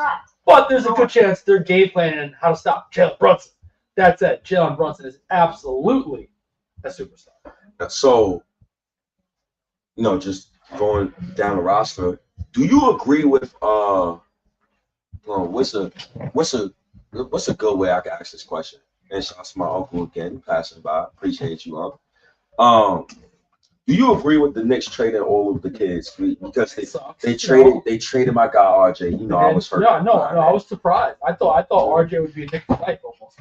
No one's a player for life on the team, but you know what I mean. It just fit. I think RJ with the Knicks, Jalen is very ball dominant. Julius Randle very ball dominant. RJ Barrett was very ball dominant. So not saying it didn't work when the trade happened. The Knicks were a couple games over 500. The Knicks, won almost 50 games last year with that lineup. But fit-wise, it is fit that one of those guys had to go. And obviously, it wasn't going to be Julius Randle. It wasn't going to be Jalen Brunson. So, and it fit. Just the OG, and who's better between RJ and OG? That's that's a debate for another day. But with this basketball team, OG Anunoby fit better than RJ Barrett. I got a question for you, Ant. Yeah. In your opinion, who would you say is most responsible for RJ's tenure not being as successful? Would you put it on the players? Would you put it on would you put it on the player as in RJ, or would you put it on the front office, or do you say it's somewhere in between? I can't say the front office. I would just say you can't win the front office when he bricks layups in the paint. You know what I'm saying? Okay. So I like RJ. I just you know what I'm saying? Like I think RJ's been solid. Mm-hmm. I didn't love him as other people did. I loved RJ, man. But loved him. I think RJ kind of is who he is, and I think he'll get better, and I hope he does. You know what I'm saying? I just think it just didn't fit basketball. I mean, I can't say it was terrible because the Knicks were still good, but it was just sometimes trades happen where both teams benefit. Look at the Pacers-Kings trade, Domantas Sabonis for Tyrese Halliburton. Correct. Both teams benefited from that. Yep. So it's not always the trade where one team won. So a trade like the quickly RJ for Precious Achua and OG Anunoby, both teams won from that. Sometimes it happens like that. So I guess you agree with the direction that the Knicks pick. So is it fair for me to say something like any season under Tom Thibodeau and Leon Rose's finals a bust? Because you traded all the kids. Yeah, we did. Yep. It's no time for talking about development right now. No, you're not. Who are you developing? You haven't drafted in 2 years. Yeah, because they gave up their pick in 2022 to sign Jalen. So Jalen Brunson. That's Knicks management telling me, and this is just me a person on the outside. Going for it all. We're going for it. There's no getting around it. We believe that Randall's a championship. Yep. Top two option. We believe Yep. Brunson's the guy. Yep. We believe Alec Burks and Bojan. We're gonna get to that trade too. Yep. But we believe these guys will help us get somewhere in the playoffs, right? Yes. We believe this. We believe Josh Hart, who's I don't even know who I'm watching no more when it comes. Yeah, he's been playing great. I don't know if it's Knicks Twitter, he reads tweets. I don't know if he reads DMs. Yeah. He's been on it. He's been great. He is playing like one of the best. He might be the best role player in the league. Like in the past 2 months. When it comes to like Josh Hart, Dante DiVincenzo, Precious, Mitchell Robinson, iHeart, the Big German. Shouts to the Big German. How do you feel about this call? Those guys I love moving it. forward, I and love it. do you think they can help us get to Absolutely. Final I straight? mean, look at the way we were playing from when the trade happened until that Miami game on that Saturday afternoon when we beat the bricks off the Heat. Yeah, I think I'm not saying we're 100% winning the championship this year. I'll never say that. But we are on the right track, and this is a core that can be together for a long time. Of course, I'm sure there'll be another move made at some point, but like the core of Isaiah Hartenstein, Mitchell Robinson, Jalen Brunson, Julius Randle, OG Anunoby, Dante DiVincenzo, Josh Hart. Yeah, this is Precious Achua. And this is a core that can get. Sports is never a guarantee. All you can ask for is a chance. You have a chance to win the tournament, to win the playoffs. And right now, the Knicks have a chance, and really, especially after all we've been through, that is all you can ask for. Have you met OG Anunoby yet? I have not. So, from your looking from afar, see how OG Anunoby is, seeing how he carries himself. How do you feel about him as a player? And also, what would you pay him? I'm interested because when I look at OG, and if you want to chime in, you can. When I look at OG, I see one of the best defenders in the league, or probably the best defender in the league. But I just see a guy who has not played 75 games in the NBA season. That's fair. Within the past couple of seasons. So, like, what would you think? As far as numbers, I don't know what I'd pay him because also the salary cap is skyrocketed. Right. Role players now are getting superstar money. So what he gets paid, I don't care. Whatever makes sense for the cap. I don't even know number. I don't even know numbers anymore when it comes to the salary cap. I used to know it really good like 10 years ago. That's probably better for someone like Chris Parsegian or something like that. He probably knows numbers better. But OG kind of gives me Kawhi, not as good as Kawhi Leonard, obviously. He definitely gives me Kawhi Leonard vibes as far as the way he carries himself, which is good. You can't have all guys, rah guys, and doing this and doing that. So, OG's gonna get paid as he should. What number? I have no idea.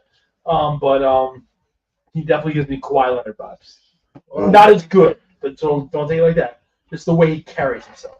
I think when you couple the fact that Tom Thibodeau is a defensive-minded coach, I feel like when you give Tibbs a full off season to really scheme this guy in, I think that the Knicks value him a lot, and I think that that's why they gave away quickly in the trade. It's sad to see IQ go. Shout out to RJ too, but I definitely feel like this OG trade, I didn't foresee it coming, and I think that he's in for a payday because of how much he affected the team. I don't even think his injury is going to affect his pay. I think that the Knicks are going to pay him well. I agree. So shout out to OG, man. We definitely need that. Can't wait to see him back on the court. Some people think he might be back next week. I don't know, but we'll see. Hopefully it is next week. Is it true that he's having full-on contact? I've heard that. Yep. So maybe we'll be back tomorrow. Imagine, but no, I don't know. I don't think we'll be back tomorrow. That'd be crazy. That easy pickings, man. We get OG back against a you know, lowly Sixers team. Yeah. I love it. Anthony, I need your honest opinion. I always give it, whether you agree with it or not. I always give it. The Mitchell Robinson iHeart situation bothers me a little. It's an interesting situation. It bothers me on the low because It's kind of like Mark Jackson and Rod Strickland with bigs. okay, all right, Bigs. because I love the Big German. Oh, how can I you love not? iHeart, man. Oh my God, I love iHeart. You know what made me rock with iHeart? Remember last season? It was a time where iHeart said, "Y'all not playing well, or playing like trash." Early in the year last year, Yes. he could. Early in the year last year, if he was in the middle of the Atlantic Ocean, he dropped the basketball. It wasn't the middle. Yeah, and Nothing. he was so bad. So bad. But then he came out in the interview. He said, "Hey, look, man, I know I'm playing bad. I'm sorry to the fan base." Ever since that He's been interview, awesome. I left him alone. I didn't say Yep. that. Then you got Mitchell Robinson. I watched Mitchell Robinson with Emmanuel Mudiay, Alfred Payton, He broke the field goal percentage record with Alfred Payton as point guard. I think it's the longest tenured Knick here. He is. As of right now, yeah. Yeah. Since 2018. So Mitch He was playing with Alonzo Trier. Oh! He wanted to get Ari. Stop the Ari. He's still mad about Alonzo Trier, man. What happened with Alonzo Trier and the Knicks, man? Man, I don't know. Come on, Ink. Come on, come on. You can't give up the secret. Look, I'll leave it as. I know we could get a bucket. Yeah, it was bad. It was bad. I'll tell you like Also, he's not in the league. Also, no. So it was really bad. But I'll tell you what, he could get a bucket. Look, man, the people look already. Look at Michael, man. Shout out to everybody tuning in the chat, man. Oh man. So would you keep both of them after this whole season? Yeah, because listen, I don't think either can play 40 minutes a game consistently. Right. I think if you can keep them both, literally play them both 24 minutes a game. Literally 24 each. So One game, someone 30. Next game, someone 30. Especially because they're bigger. So yeah, if you can keep them both, I think that's a beautiful thing. among the fan base, it's a lot of talk about when Mitch comes back, who should start, who should finish games, how much minutes he should play. When I look back, I can't help but think anytime Mitch goes down with an injury and he comes back, Tibbs puts him in the starting lineup. Yeah. And he lets him run. I remember when Mitch came back from his last injury and he bulked up. Mitch was gassed in like the first quarter. Yep. Tibbs ain't take him out. But he's getting him back in shape. Right. Listen, if any of us ever want to like lose weight or so, you hire Tibbs. You're gonna play 7 games. So what I want to ask you is, what do you think will happen when Mitch returns? Do you think it's like a minutes restriction? Do you think iHeart starts? Like, how do you see it playing out? If there's a minutes restriction, it's going to be because of the doctors, not because of Tibbs. We know that. We ain't gotta ask Tim twice. One time, I promise you. Who's going to start? I don't know, because I agree with what you say. He might go back to Mitch, but he also Mitch may say, "Yo, bring me off the bench." So that can happen. It can happen sometimes. I'll tell you when it happened. Good story, actually. Okay. Back early in the 97-98 season, both people told the story to be on my show. Both parties. Chris Childs walks into Jeff Van Gundy's office and he says, "I want to come off the bench." And Jeff was like, "Are you sure?" He's like, "Yeah, I think we're better off the bench to start Charlie." So Jeff starts Charlie. A few months later, Chris goes back to Jeff. "I want to start again." Jeff was like, "Nope." Chris Childs never started again as a Knick. It was always Charlie Ward. Always. And Jeff took this so serious. Shout out to Charlie. Jeff took this so serious Shout out to Charlie. where games that Charlie Ward missed, he would start Spreewell and Houston at the 1 and 2 and still not start Childs. Oh, that sound like Oh, that sound like something they did to IQ, man. Oh, man. Look at games in like late December '99 and even February of 2000, where Charlie Ward was out and Jeff Van Gundy started Spree and Houston in the backcourt. That was the worst ball handling backcourt ever. He would still play Childs 30 minutes, but he would not start him. Why not? Because he asked out of the starting line. He never gave it back to him. So years later, I started doing the shows, and I had Jeff Van Gundy on my show, and Jeff told me the story. And then years later, I had Chris Childs on my show, and I told Chris, I knew Jeff a little bit. We texted every now and then. And Chris said, "Next time you talk to Jeff Van Gundy, tell him he owes some minutes and he started it out." So the players can do that, but you don't want to do it to the wrong coach. I'm damn sure not doing that to Tom Thibodeau. I'm telling you right now. If I'm a church player, you saw what happened to Quentin Grimes. no, but see.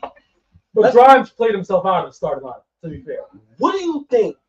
Just looking from afar with Grimes, what do you think happened with him? Was it mentally? Was it? Obviously Grimes with the Knicks was a guy plays great defense and a lot of catch and shoot. And it just seemed like every time he caught and shoot, he didn't put the ball in the hoop.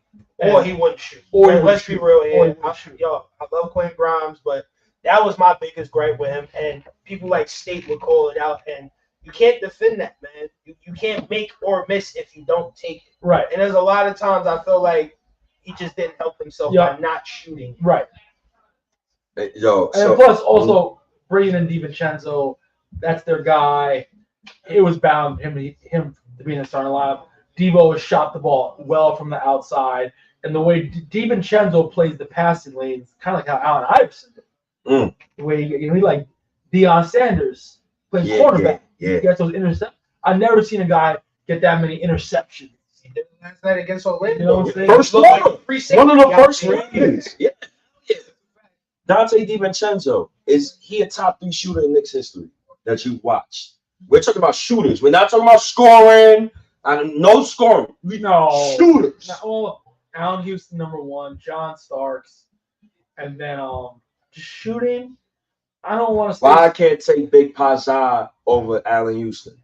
Who's that? Ragu? Johnson. I call him Big Pazza. I can't. That's my guy. I'm not. Not over at Houston. No, you crazy. He's not a better pure shooter. Pure shooter. No. Than Allen Houston? I don't know about that. I don't know about that. Oh no. I don't even think Houston a better shooter than Novak. This is me personally. Allen Houston not a better shooter than Novak? We talking pure shooter. You're a better scorer. What are you drinking? What you mean? What's this? Crazy. Venu du Finet. Venu du Finet. He mixed it. Allen Houston is one of the greatest shooters in NBA history. Really? Absolutely. No. Yes. No. Allen Houston. And Allen Houston would cook Steve Novak too. He would though. He would cook Dante too. Okay. And he cook him and shoot it.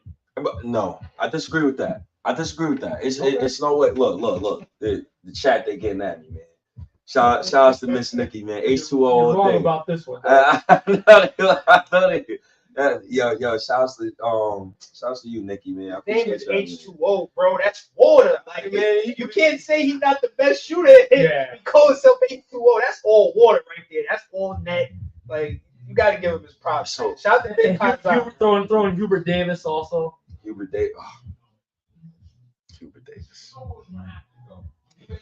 Ooh, I'm trying to think of the name in Game 7 of 1994 that should have came in. Hubert Davis and Ronaldo Blackman. Ronaldo Blackman. Not Ronaldo Balkman. Not Ronaldo Balkman. Ronaldo Blackman.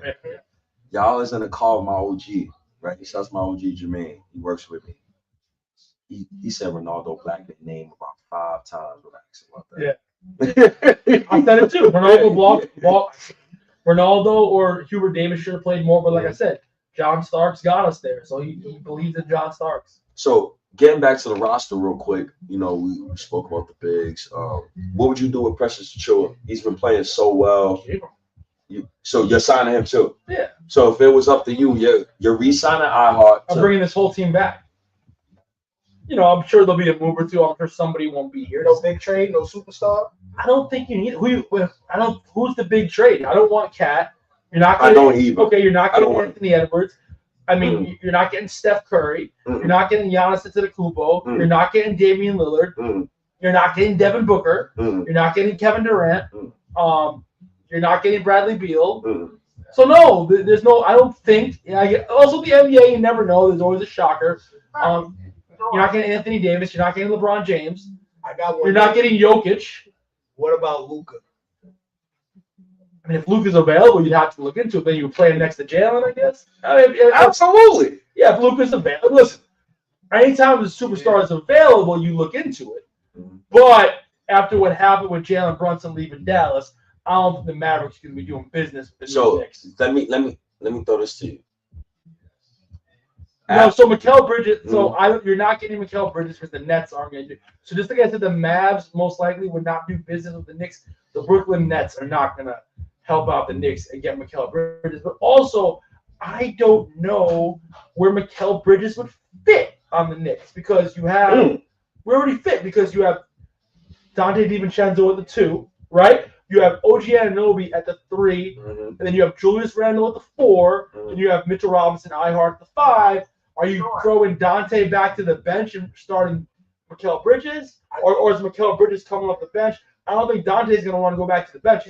He's found a nice, comfortable role at that starting shooting guard position. So I don't know if there's a fit right now with the way the squad is with Mikal Bridges. That said, I'm 99.9% sure the Nets are not trading Mikal Bridges to the Knicks. And same with Joel Embiid. He's not coming here anytime soon. No. So the one thing about Knicks fans, they love to talk about OPP, other players' other teams, other players. OPP.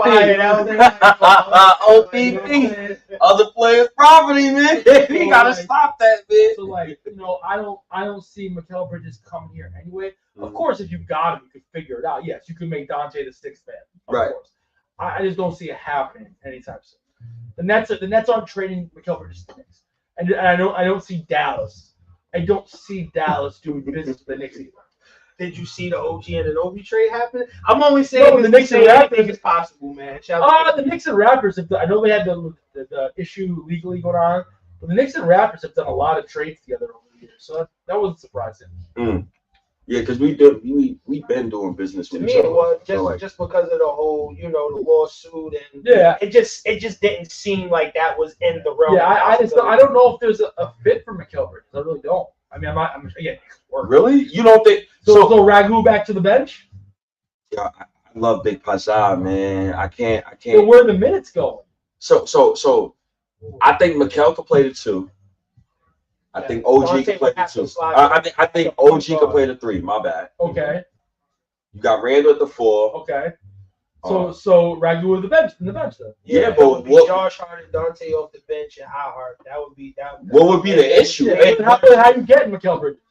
So me personally, if I'm the Knicks, so Mikal Bridges, I think he makes around like 18 or 22 million or whatever. So the Nets will have to be in a full-blown rebuild. They don't own none of their first-round picks, I think, until like 2030, right? Yeah. So what you would say to the Nets is, okay, we'll give you Bojan. We'll give you the 2024 unprotected pick. 5 or 6. I give him the 2024 for unprotected pick. I will give him the 2026 pick unprotected. Yeah. I will give him a 2028 pick. I'll do a pick spot with you. I mean, I don't see it happen.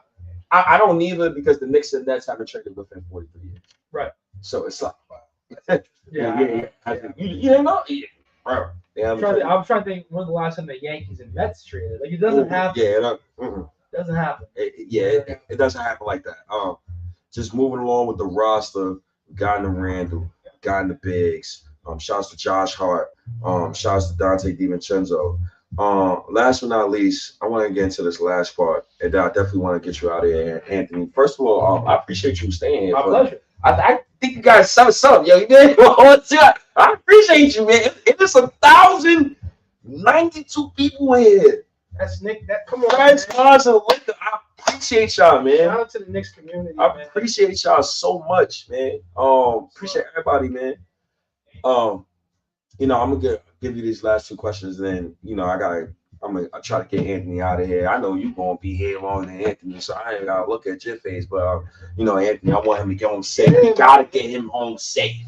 I need him safe. It's a calm day in the city. It's raining, man. Ain't nobody outside. But, ain't good. Nah, ain't good. Ain't good. I'm good at any hood.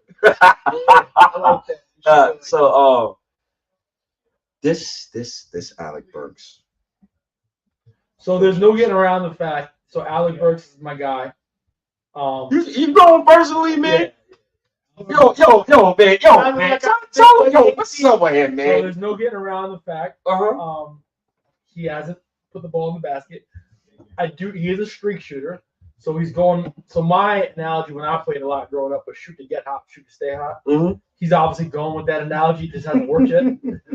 But I do think when everybody gets back, and he's not gonna be as ball dominant and just gets a lot of open looks off of double teams and stuff. I think Alec Burks is going to be a lot better. Right. But there's no getting around the fact he has not been good. Mm-hmm. But I do think Alec Burks is the type of player that will win you a play. And I don't disagree with that. You know what I'm saying? I'm gonna talk Bulge. I don't disagree. But I'm not gonna lie to you. He hasn't been good.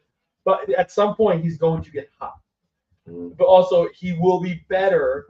And Boyan hasn't been great either yet. They'll both be way better when Randall and OG are back because then they want to do as much dribbling and they'll get a lot of shots off like double teams and the ball getting swung around the horn. Mm-hmm. So this rotation, when OG, Mitch, I guess when everybody come back out, I'm really worried about Deuce McBride's minutes. Deuce McBride's minutes, but he's played so well, and he's a Tibbs guy. He's a Tibbs guy. But here's the conundrum. Alec Burks is a Tibbs guy. He is. Bojan is a Tibbs guy. So how do you think? It's a good problem to have. Do you think Tibbs, and I gotta ask you this, do you think Tibbs will break his rule? Well, Tibbs played 10 guys all last year. He played 10 guys in the playoffs too. Yeah, but it wasn't. So when he played 10 guys, it felt like the ninth guy. I mean, the 10th guy was always like, yeah, like, oh, I gotta play him because of MSG reasons. I don't want the fans to be mad at me. Oh, I gotta play him Cam Reddish 10 minutes because I don't want the fans. Yeah, you know what I'm saying? It's gonna be a tough problem, but I think it's a problem any coach would want. Dang it. Yo, Ant, man. I felt like it was multiple times. I felt like I just wanted to get teary-eyed, and the reason why is because who won? I wanted to get teary-eyed, and when I say teary-eyed, I'm talking about like emotional, because the fact that you're sitting next to me right now, Happy to be here. this is like one of the greatest. I appreciate you, Jay, too, man. But this is like one of the. Glad, man. Glad to be here. Yo, I Thank you for appreciate having it, man. This is like one of the greatest, like I feel mad good, man. I I'm appreciate glad. you pulling Glad you up, feel man. good. Appreciate you pulling up too, man. I mean, One way you know, from I gotta Brooklyn, support, man. man. I appreciate that, man. Anytime, Knicks. I'm glad you. But, I'm glad Trains you is feel running good. terrible. I've been listening to Harlem rappers the last few days. Who you been listening to the most? I mean, Mace. I'm a big Mace. Shouts to Obviously, Mace. Mace doesn't have a ton of music. Mhm. That we were robbed of that. Yes. But Mace, Cam, and Big L. Those would be the three, I would say, most popular Harlem guys. Happy to pick up. You know what I'm saying? Mace, I feel we got robbed. Mace, like a basketball player that only played 5 years, but was wild nice. Derrick Rose. Yeah, kind of. Yeah, Mace, we got robbed because I can't imagine. Yeah, we only got 3 full albums. And the third one was like not even real. And the first two were great. Harlem World and Double Up, great albums. The third one was kind of weird. Then we got nothing. Yeah. So yeah, we're kind of robbed. That last one he put out when he was G Unit. That even well, I don't think an album even came out though. The last one was 2004. The one like Welcome Back. It's like he don't even curse on it at all. Oh, welcome back. It was okay. It was like whatever. But the first two I think were great. I think Double Up is actually very good. Yeah, shouts to Mace, man. And of course I love Cam. I think Cam is like a funny dude. Yeah. Shouts to Cam. I like Cam a lot more now than I did like 20 years ago. Also, I was a big, Kiss fan, Nas fan. Mhm. So I felt like when Cam was going at Nas 20 years ago, I felt like he was going at me. What you mean? He deserved to. No, I'm a big. You remember? Oh, wait, hold on. I know you're a hip I'm a hop big purist. Nas, AZ. Nas went on the radio. Yo. You ever heard the big radio? AZ. You ever heard the radio calling with Nas when he was on his "The Hell with Everybody"? Yeah, you whack. Yeah, I remember that. Come on. I mean, the bridge is over. Oh, Nas yeah, he destroyed did. everything. He did call. I mean, one of my favorites of all time was Prodigy, and Nas destroyed Prodigy. In The Bridge is Over, and I'm still mad at him. He destroyed Prodigy. He destroyed Cormega. Like I love all my Queens rappers are my favorites. I'm a Bronx guy, but Queens rappers are my Nas. Not easy as Brooklyn. That's interesting. Nas, Mobb Deep. Being a Bronx guy and Queens rap. Yes. Yeah. I've never heard. Yeah. Where you get that from? You know, Mom. I love Nas. Is the first rapper I really love. So I guess if you love Nas so much, then you kind of gravitate. I gravitate to Mobb Deep. Right. Of course, I love Prodigy, Havoc. AZ is Brooklyn. I always enjoy Nature rapping. I love Lost Boys. I love LL. Mr. Smith is one of the first albums I ever heard. I was 11, 12 years old when that came out, so I really gravitated towards Queens rappers. But I love Nas. Not my 2 favorite Queens rappers would definitely be Nas and Prodigy.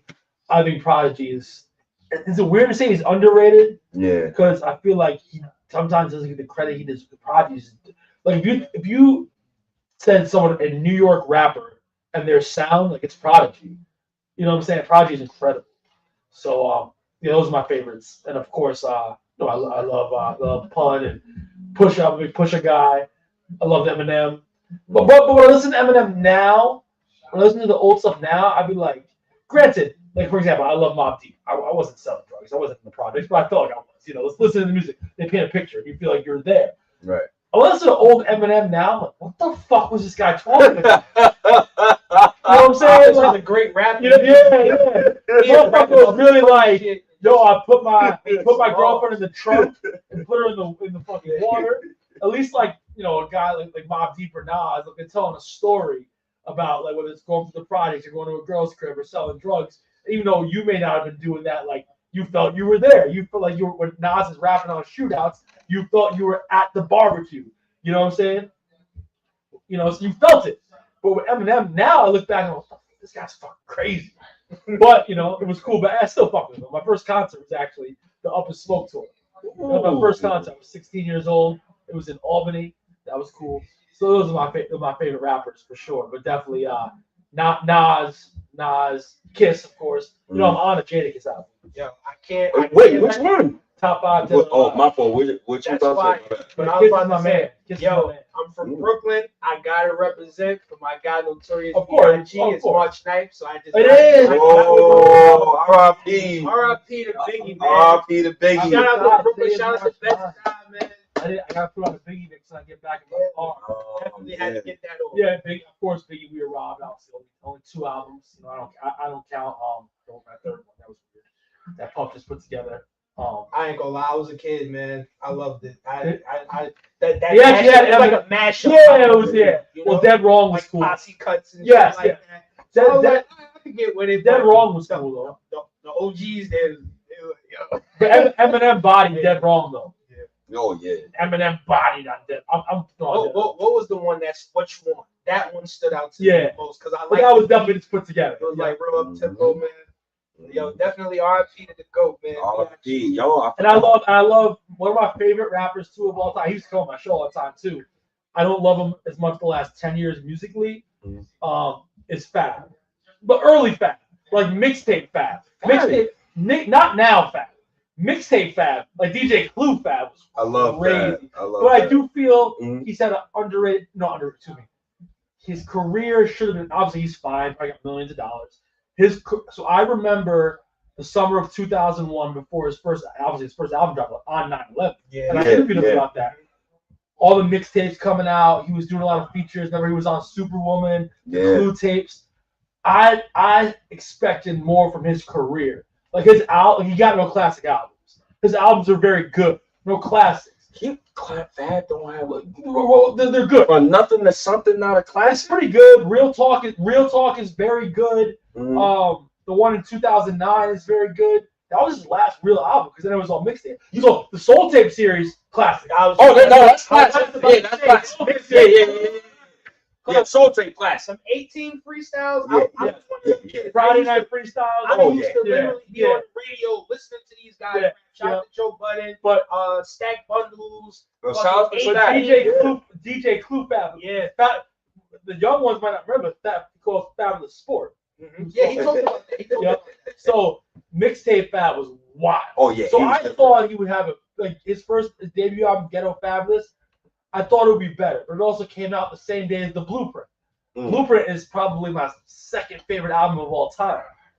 I love Blueprint. It was written as my favorite. We talked The about Blueprint is flawless. Yeah. Now we're talking about Fab. Can you kind of explain like why people compared them so much? Because I was too young to really understand. So it sounded like to me. I would say they sounded similar, and they were both swaggy and both talking about taking the girls out. Not just like I'm gonna take you to the crib and bend you over. Like they was talking about like swaggy shit. Yeah, finesse with the ladies. Right, exactly. So that's what You know, it was. They just Fab was doing what they songs. sounded Fab was like. doing a lot of songs with like R&B artists. Remember the joint in 2001 with Jimmy Corsier and the Superwoman joint? Oh yeah. So like they were smooth. They weren't just like I'm fucking. You know I what I'm definitely saying? feel like Fab had all the bangers. Like Mace is talking about, like on What You Want with Total, talking about I want to take care of you. Like you know what I'm saying? Like they did have similar sounds, but they were smooth cats also. You know what I'm saying? Fabulous, yo. I love Fabulous. But he hasn't put out a real album since 2009. And that's what makes me mad about it. Yeah. I love Soul Tape. Soul Tape is amazing. There's no competition. You remember the one that came out on the day that the lockout ended? I do. It That was was General Competition 3. Christmas 2011. Absolutely. I remember that. He came on my show the week before. Oh, I'll say the interview later. yo, send me that, He man. came on my show the week before. Shouts to Fab. We talked about that. The no competition. Yeah. Oh man, yeah, shouts to Fab, man. Yeah, Fab's coming to a couple of my events at the Garden back in the day. Yo, Yeah. man, you gotta let me know. Fill me in, man. Don't be selfish. A lot of people know him. You'd be surprised. Alright, I see Envy out here, man. Yeah. Outside. Someone I've loved a lot more the last, I don't know, I never not liked them, but I've loved a lot more the last 3 or 4 years. Although I get it, I never not liked him. It's Pusha. I love Pusha. I love Pusha. like it's funny because for me, like there was so much good music in that mid to late 90s, early 2000s. So like in early like 01, 02, Clips was fire. Oh yeah. But I was listening to so much Nas, Jay, The Locks, Cam. So like the Clips got kind of like pushed aside. Yeah. But I remember like being out at a bar, being 18, and like one of those Clips records would come on, top down, and like it was fire. You know? But I listen to them shits now, and I'm like, yo, Pusha is wild. Pusha got some clips. Pusha got some. Like, I'll be going for a jog, listening to Pusha, and I feel like I'm selling coke while I'm running. The one thing I like about Pusha is so abstract. Like, Yeah. his structure of the bars is different. And his production is crazy, too. You know, he worked Came with in on the Pharrell, wings, the Neptunes, like, Mhm. production. Like, he was on George with Justin Timberlake back in the day. That's big. You know, Pusha is just wild, nice with it. Who better, Pusha T or Jim Jones? Pusha T. Fun fact about Jim Jones, first rapper I ever interviewed on my show. Ooh, shout out to Jim Jones, Jimmy Blanco. You know how I got him on my show? How? It was after a Knicks game. I was with Wilson Chandler. And Wilson used to come on my show all the time. Shout out to Wilson And Chandler. Wilson was like, yo, Ant, you want to interview Jim Jones? Loso's way. Loso's way. Loso's way is So it was after a game in 2011, about 2 weeks before the Melo trade, Mhm. and Will was like, yo, Ant, you want to interview Jim Jones? I was like, sure. He's like, I hit him.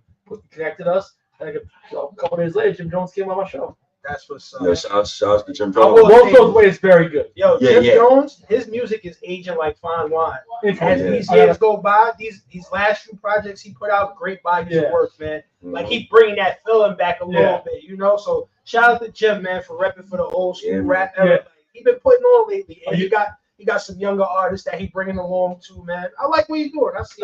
Listen, and he's a legend in the game too. Like I said, I love Cam, Biggie, of course. March 9th today. It's wild. Yo, I forgot it was March. Yo, I forgot. Yo, I'm glad. Thank you. I forgot it was Biggie's birthday. Yo, RP. All right, Biggie soul. God rest Biggie's soul. Imagine if Biggie was still here. Yo, You think he'd still be he on would have Bad Boy? had Cam. Oh my. When would he have left Bad Boy, you think? Oh. By 2000? By 2000. Yeah, 2000. 2001. Because you got to think about it. When 2003 hit, 50 Cent. Yeah, 50 Yes. Go. Get Rich or Die Trying is one of the greatest albums of all time. After that album, 50 didn't put out even a good album, in my opinion. Whoa. I love that. I like Massacre more than Get Rich or Die Trying. You're crazy. No, nah, bro. Why? I do, bro. Bro, that's more wild than any Knicks statement you ever. I'm not gonna argue. Listen, I can't agree with you. listen. If you think the Massacre is good, I'm not mad at that. I But to think love the the Massacre is Massacre. better than Get Rich or Die Trying is absolutely insane. Let me tell you why. Yo, You think it's better than Get Rich or Die Trying? The album cuts on Get Rich or Die Trying, yes. fire. Yeah, flawless. Now some of those on the Massacre, man, Batman and Robin, Yeah. But that's a fire song, No, though. it's not. What? Get Rich or Die Trying is crazy. I'm in the middle of it. Every record. Now I will say, Even the first record on Get Rich or Die Trying is one of my favorite records to start an album ever. That New York State of Mind, New York State of Mind, the message, Massacre. Can't Knock the Hustle. Like I love the first track. You know what I'm saying? But I love In My Hood. yeah, it's I love that. Whoa, man. I just felt Get Rich or Die Trying was just so good, Yeah. and then that came out and it was like, I don't know, I didn't love it. Top 5 album of all time? My five. Yeah. My five.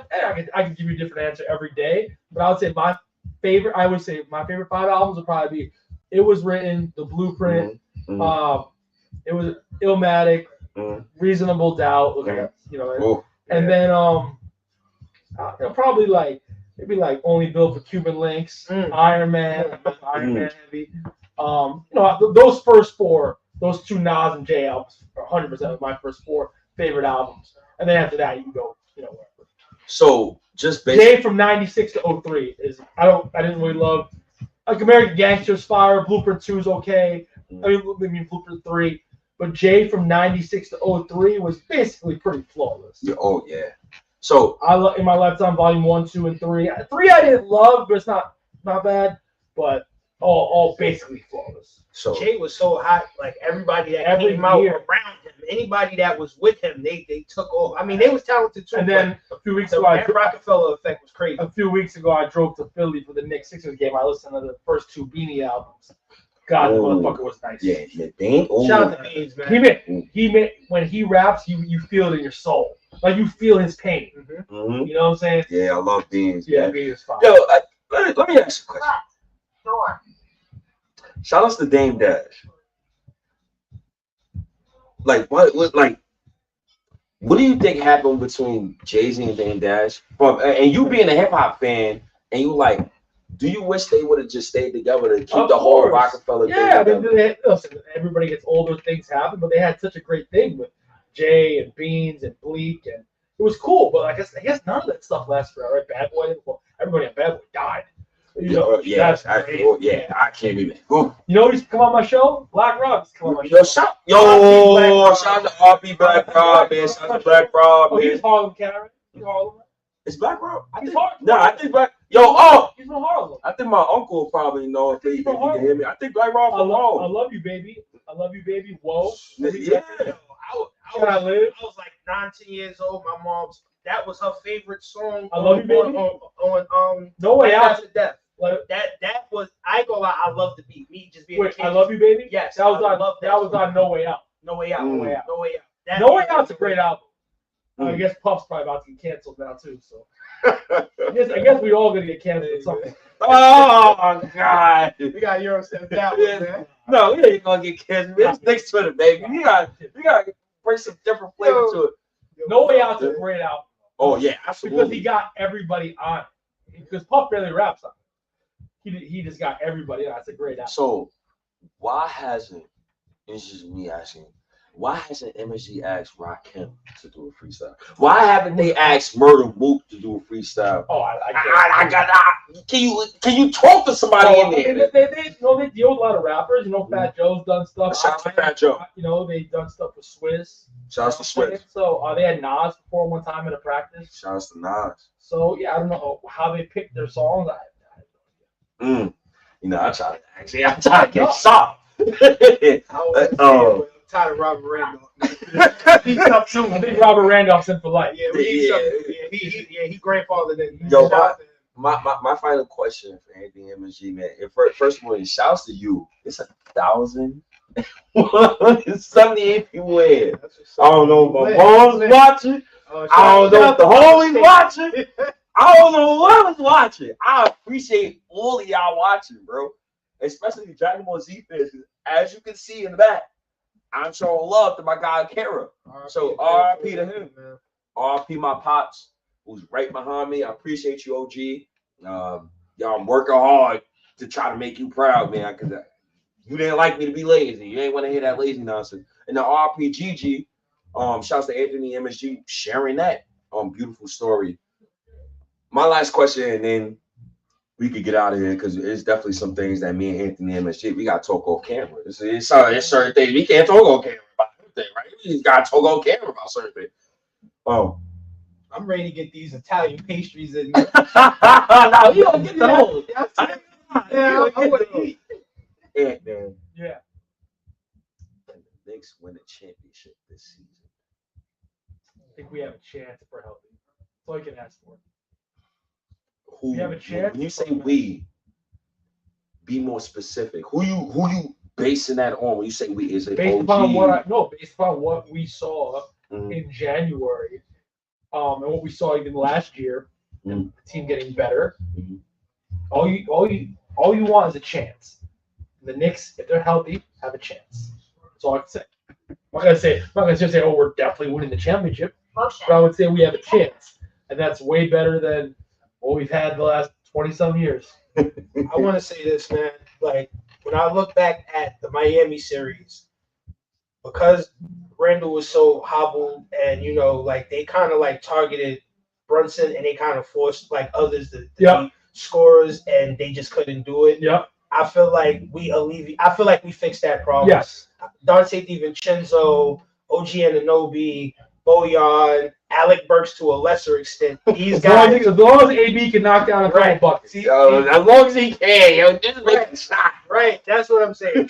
That's why I said to a lesser extent. But I feel like when you bring back a healthy Randall, and because he's so versatile and he breaks down defenses the minute he touches the floor, you know what I'm saying? It's going to be much easier for Brunson to get off. And then when you have that supporting cast, man, I truly believe this team is the deepest team in the East. And I feel like, barring a great performance from Boston in the playoffs, I think that we could make it to the finals. But we got to get to the East. Something tells me we're going to finish with the 4 or 5 seed. Mm-hmm. So something tells me we're going to be seeing Boston in the second round. And I don't want that. No, I want that smoke. Fuck it. Fuck it. I want Anthony. I want the smoke. I gotta be honest. Porzingis then picked the Knicks. He should have came back and redeemed his sins. It wasn't gonna happen, man. Nah, man. Matter of fact, I gotta ask Anthony. I'm glad I said that name. I'm glad he came back to my Anthony. What the hell happened with Porzingis? I think everybody even back in 2018. 19 it was, sorry. Well, yeah. 19. I just think there was a lot of emotion, a lot of people in KP's ear. I think everybody made mistakes, and he should have been a Knick for life too. And just, KP, kudos to KP. He's playing great. I like KP. I like KP personally. I have a relationship with KP. I can tell you that he definitely wanted to be a Knicks this year. That's good news. That's good news. That's good news. But he had no control over. He got traded. Right. That's like, so it doesn't matter if he wanted to be a Knicks. So wait, hold on. So what you saying to me is, when he's a free agent, he's coming back. Oh, I don't know. I mean, I don't know about that, but I'm, it's nice that he's healthy, and listen, he makes the Celtics great. But hopefully, we haven't played the Celtics all year with this new team. Right. So, listen, like I said, I think we're probably going to get the 4 or 5 seed. Maybe you get 6 and you get Cleveland in the second round. What you don't want is to be in the play, because in the play, anything can happen. Yeah. So you don't want to take a chance there. Yeah. So you want to hope to stay at 4 or 5. Well, like I said, you could get 6 and draw Cleveland. You could get 7 and draw Cleveland. You could also get 6 or 7 and then draw Milwaukee. And you definitely don't want to play Milwaukee in the first round. Why not? Not the first round. Doc Rivers. Oh, I want them even more than that. I didn't say I lost the Lakers last night. I didn't say I was scared of them. I just said I don't want them in the first round. Okay. That's all. But I will say I would love Cleveland in the first round. I would love Philly without it. They want us. Let Cleveland fans tell it. The Cleveland Cavaliers is going to beat the Knicks. They want us so bad. They want us. So, I want all of the smoke with Cleveland and Miami. You know what I'm saying? I want to see there's Boston still 5 weeks left in the season. No, 4 or 5 weeks left, so a lot can change. But I suspect the Knicks to be the 4 or 5 seed. Mm-hmm. But they might be 6. They might be 7. My guess is we'll be 4 or 5. Which means the Celtics are not leaving number 1. So get ready, because it's war in the second round. War. Yo, we going to the finals, man. This is my final proclamation. Both of you guys sitting next to me. This is on live. It's about AB gonna hit the shot that get us there. So imagine it's a lot of people in here right now. Right? This is on live. My phone is dead, so I can't even right now. I can't say I don't know who's writing me. Nothing. My phone is dead. We going to the finals, and we going to the finals. We going to the finals. Only because of the energy that we continue to put out, bro. If you keep putting out that good energy, you keep blessing your brothers, saying, yo, Jay, pull up on me in Harlem, my man. Like, stuff like that. You keep putting, Anthony MSG pulled up on me, bro. I would have never fucking thought, excuse my language, I would have never. Like a man of the people, man. I would have fucking never thought he'll pull up here. What? Bro, I used to crap on the Knicks every day, bro. Getting mental abuse, like,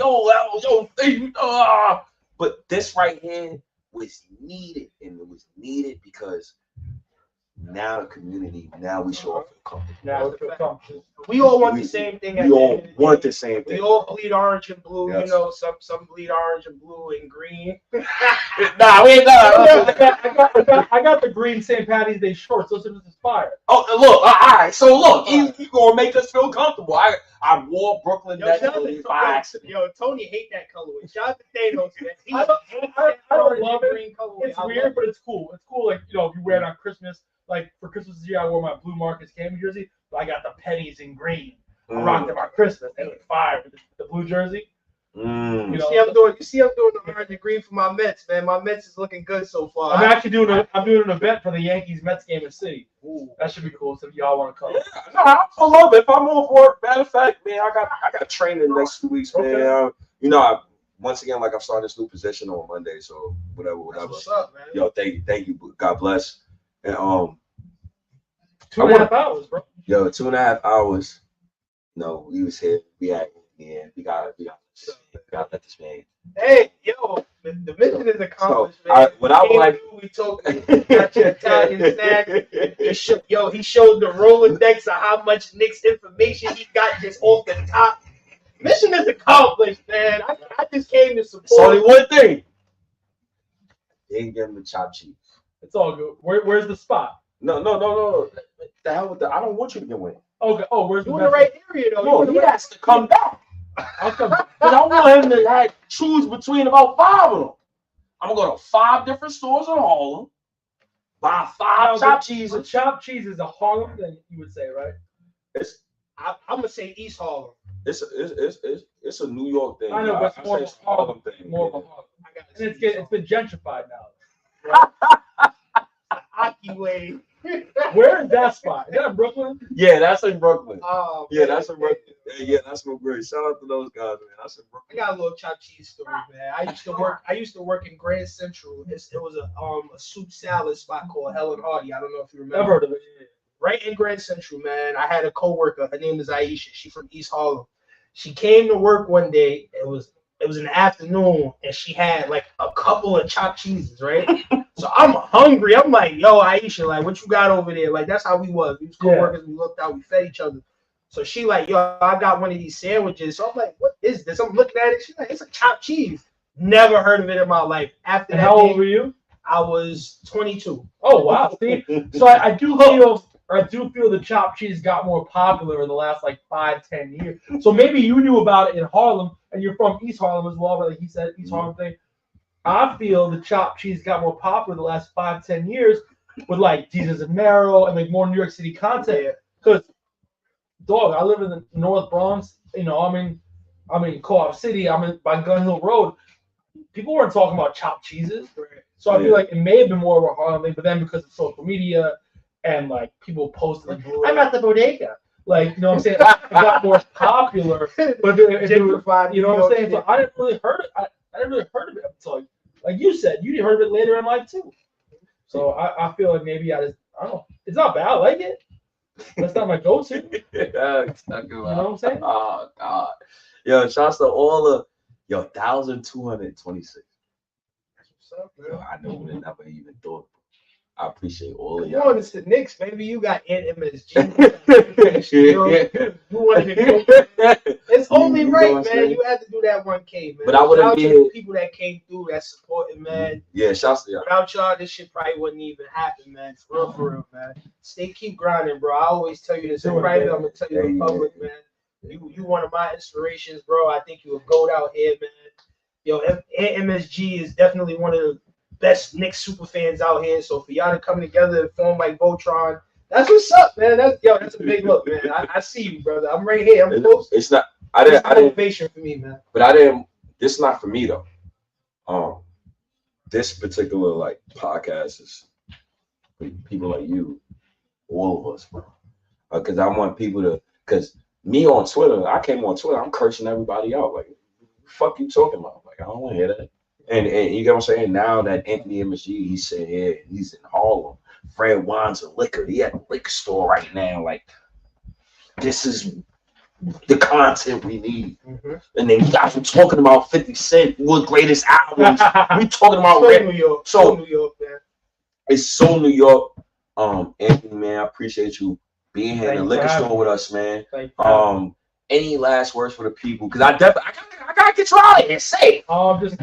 Thank you. I gotta make sure. Thank you for having me. I appreciate the invite. I appreciate you all being so welcoming to me. Shout out to everybody watching on Twitter. Shout out to everybody. Go Knicks, and I will talk to y'all soon. Yo, man. Once again, I appreciate y'all, man. It's your boy State, man. I got anytime boy Knicks Kid, here. He anytime pulled up Knicks, on me. man. He pulled up on me. He said, "Yo, Stay, I'm pulling up, man." And what I said to Jay was, what I said to him instantly was, you know what? You can pull up. I don't give a shit. We just gotta we gotta make sure like the people hear from here. This was not my show. This is this man's show, right? Your show, bro. Nah, I'm man. just a guest. This y'all show. This ain't mine. No. I'm just a guest. No. This is your show today. I appreciate This is why the microphone is in front of you. I appreciate I could have had 2 and 3 microphones. This is your show. I appreciate Whoever it. comes in Fried Wines and Liquor, when you pull up, it's not my show no more. It's your show. I appreciate With it. that said- I'll be back. Okay, so with that said, we're gonna get out of here because now, we gotta talk all Karen stuff. Hey, you gotta do all Karen thing. I appreciate y'all, man. I love y'all. I love all y'all, man. Because I really want I really want Anthony and Machi to meet my uncle.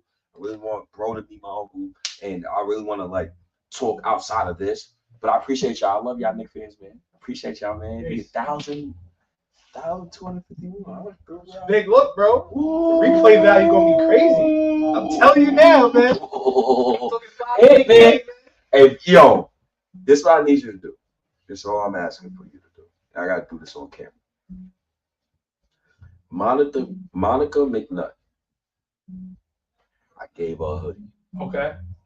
I love her. She's great. I know Monica. Love Great her. person. Shout out to her. I need you to make sure that Monica remembers me and remembers that I gave her that hoodie. I'll see what want her to wear that. I'll see what I can do. I want that, and that I didn't take a video with her that night. Okay. I did not take a picture with her that night. Monica's a wonderful human being. I didn't know because it was so many people. I didn't want to like. She's so personable. Man. She's so like I didn't want to like. You know, Monica you see Cross. people on TV and you like, oh, they cool, but then Yo. you meet them, totally different. So- Not Michael Moscato. This is Scott. Michael. what? Yo, Mike Scotto. Yo, that's my yo. I met him off camera. You know, Mike and I go back almost 20 years. Woo! Mike the guy. When you in college, he the guy. He got all the weed. I'm telling you. You think all right, man. Yo, shouts to everybody tuning in, man. Hey, shouts to everybody tuning in, man. We gotta get offline, man. I appreciate y'all, man. Shouts to State of the New York Knicks podcast, man. We out, man.